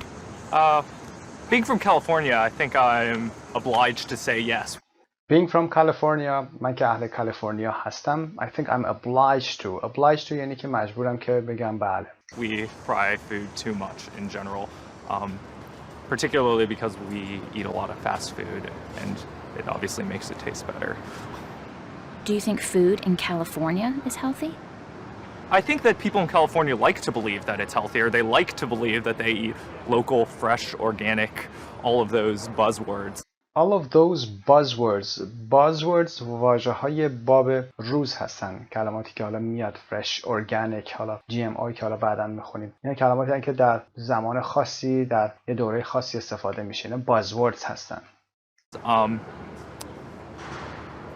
It is easier to find healthy food in California than, say, Texas, I would say. I'll say that much, yeah. What other cuisines do you like? Oh, God, that's a hard question. I like all different kinds of cuisines. Living in a rather, I suppose, cosmopolitan area. Cosmopolitan area رو حتما میدونید. منطقه‌ای که از ملل مختلف، فرهنگ‌های مختلف در اونجا جمع میشن cosmopolitan area هست. I think there are a lot of different types of cuisine, Indian food, Thai food, all of that I enjoy thoroughly as well. What do you like about Thai food? I like Thai food because partially the way they prepare it, the stir fry, and the herbs and spices that they use, the basil, lots of peanut. The basil, lots of peanut-based sauces and whatnot. خب ریحون و انواع پینات که بادام زمینی هست و whatnot که یعنی غیره متفرقه یا به جای که بخوام etc بگیم میگیم whatnot. هر چیزی که بعد از این لیست میتونه قرار بگیره. Based sauces and whatnot. Do you think, in general, people from your country are good cooks? I do think American people are good cooks. I think that New York is very diverse in their cuisine, and so I guess all different types of foods could technically be considered American food. So yes, absolutely. What other cuisines do you really like?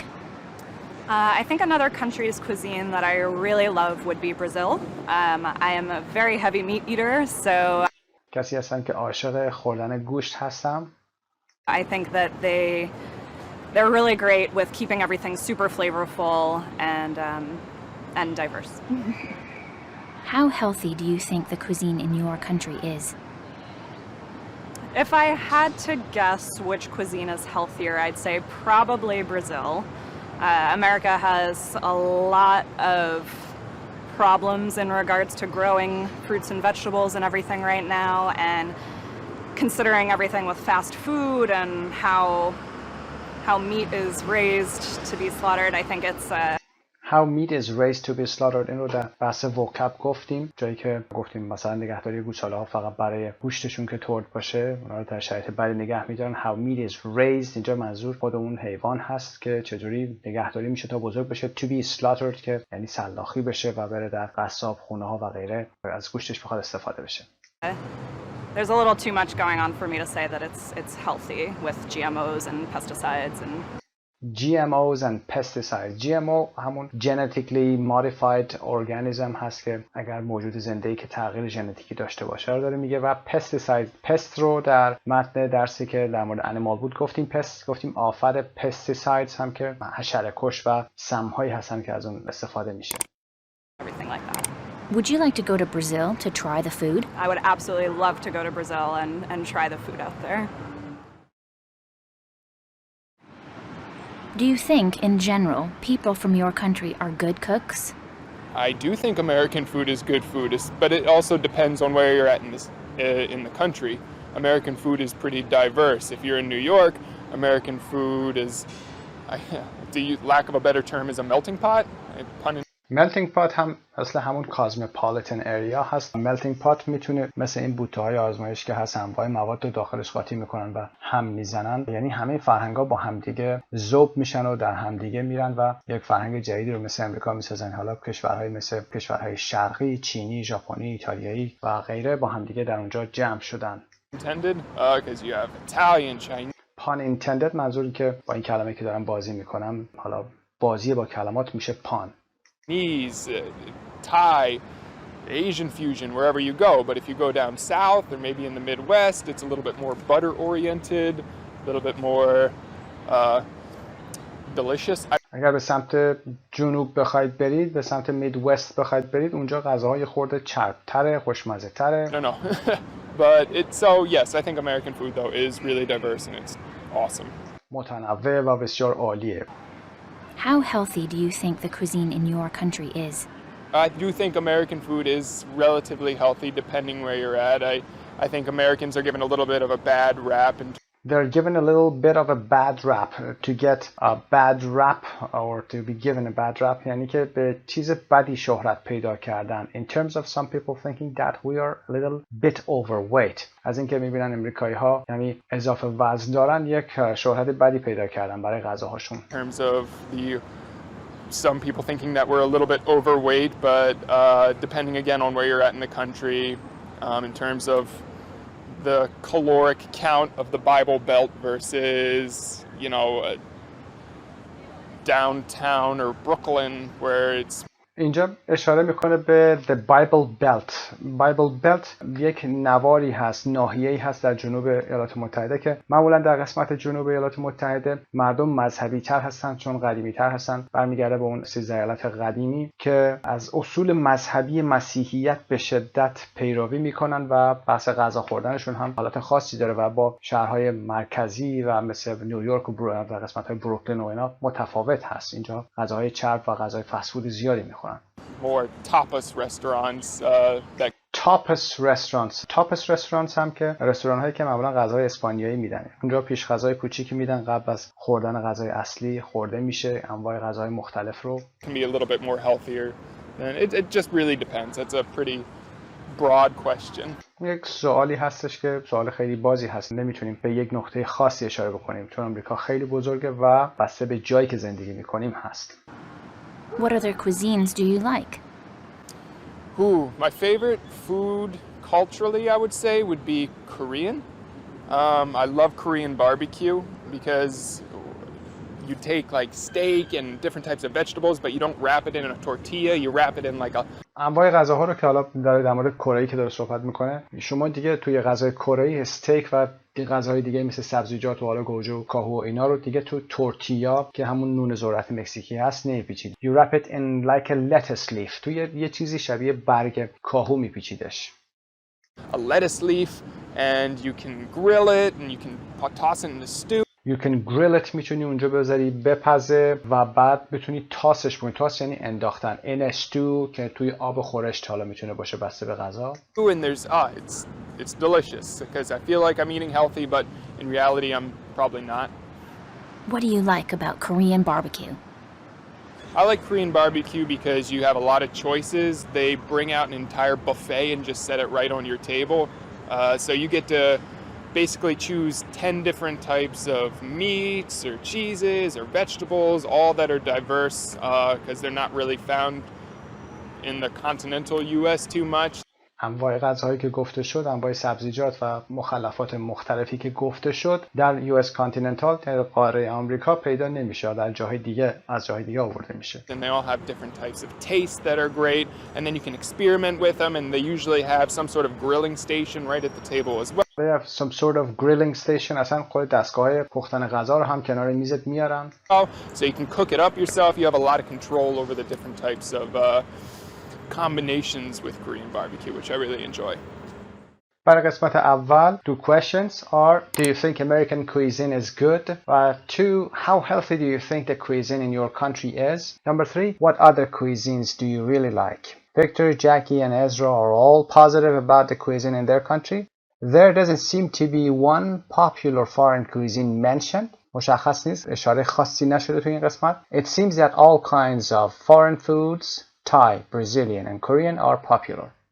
Part B, listen again and answer the questions. یه دور دیگه به فایل صوتی گوش کنید و به سوالات زیر پاسخ بدید. بعد با ویدیویی که براتون میذاریم پاسخ سوالا رو چک بکنید. حتما سوالات رو قبلش بخونید که یه ایده‌ای بگیرید. سوالات: What examples does he give of American cuisine؟ مربوط به ویکتور هست. What does he say about food in California compared to other parts of the country؟ What does he mean when he says buzzwords? What examples does he give? buzzwordی که گفته شده چه مثالهایی از اونها میاره؟ و what does she say در مورد جکی هست about the cuisine in New York City? What's her favorite type of cuisine and why? And for Ezra, what does he say about food in New York compared to other areas in the US? And 7, what does he like about his favorite cuisine? پاسخ‌ها در این قسمت براتون قرار میدیم. Number 1, the examples he gives are hamburgers, hot dogs and fries. غذاهایی که گفته شده برای American cuisine بوده. Food in California is generally healthier than food in other parts of the country. By number 3, buzzwords بوده. When he says buzzwords, he means words that have become fashionable and popular. The examples he gives are local, fresh and organic. کلماتی که به صورت کوتاه مدت fashionable میشن، popular میشن، استفاده میشن. For Jackie, she says the diverse cuisine in New York City could all be technically considered American food. نوع غذاهای متنوعی که در نیویورک پیدا میشه کلا بهش بگیم که American food. و her favorite type of cuisine is Brazilian food. The meat in Brazilian food is very flavorful. پر از طعم هست، طعم زیادی داره. و for Ezra, he says the food in New York is more diverse than in other areas of the US. Number 7, he likes that his favorite cuisine has a lot of choices. که در مورد غذای کره‌ای بود و آپشن های مختلف داشت و انتخاب های مختلف میتونست بکنه. Part C, 523, listen and complete the phrases with 2 words. What do you think they mean? به فایل صوتی گوش کنید، قسمت رو پر کنید و بعد پاسخ رو با هم داشته باشید. 5.23 1. I have a hard time defining what American cuisine is. 2. Living in a rather, I suppose, cosmopolitan area. 3. I am a very heavy meat eater. 4. If you're in New York, American food is, lack of a better term, is a melting pot. 5. You have Italian, Chinese, Thai, Asian fusion, wherever you go. برای قسمت useful phrases, برای number 1, I have a hard time means I have difficulty defining what American cuisine is. مشکل برام که اینو بگم، چطوری میخوام بگم. و living in a rather, I suppose, cosmopolitan area, a place that contains people from different countries influenced by their cultures. و برای number 3, meat eater, a person who enjoys eating different varieties of meat. انواع مختلف گوشت رو دوست داره که استفاده بکنه. و number 4, melting pot, a place or situation in which large numbers of people ideas, etc. are mixed together. melting pot رو گفتیم که انواع مردم از نقاط مختلف دنیا، ایده های مختلفشون اونها با هم دیگه ترکیب میشه. و Asian fusion ترکیب هست food that is a combination of Asian food and food cuisine from other parts of the world. For example, Asian Cuban. Asian fusion اینجا داره میگه که انواع غذایی که حالا از چین و کره و غیره اومده با غذاهای دیگه، کویزین های دیگه ترکیب میشه، مثل Asian Cuban که غذاهای آسیایی کوبایی هست، با هم ترکیب میشن و کویزین جدید میسازن.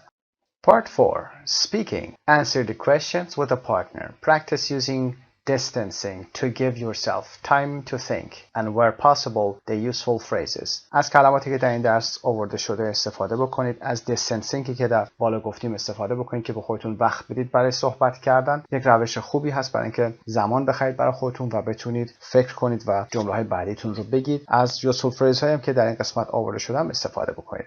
سوالات رو میخونیم و حتما جواب این سوالات رو با دوستتون چک کنید و کار کنید. Number 1. What's your favorite type of cuisine? Why do you like it so much? خب یک کویزین رو حتما بگید. از هر کشوری، ایتالیان هست، از امریکن هست، از ایرانی هست. حتما بگید، دلیل رو بیان بکنید. Do you think people from your country are good cooks? Do you think the cuisine in your country is healthy? What are the different types of restaurants in your city? Which ones do you go to most often? In general, do you believe that food in expensive restaurants is worth the price tag? اگر به رستوران‌های گرون قیمت میرید، اون غذای ارزش اون پرایسی که داره میرید یا اون برچسب غذایی که هست، قیمتی که روش خورده، آیا ارزش اون قیمت رو داره یا نه؟ حتما در این مورد خودتون صحبت کنید، در منطقه‌ای که زندگی می‌کنید برای خودتون و یک مکالمه‌ای رو هم تشکیل بدید و داشته باشید. خب این قسمت Colloquial English 89 به پایان میرسه. خسته نباشید.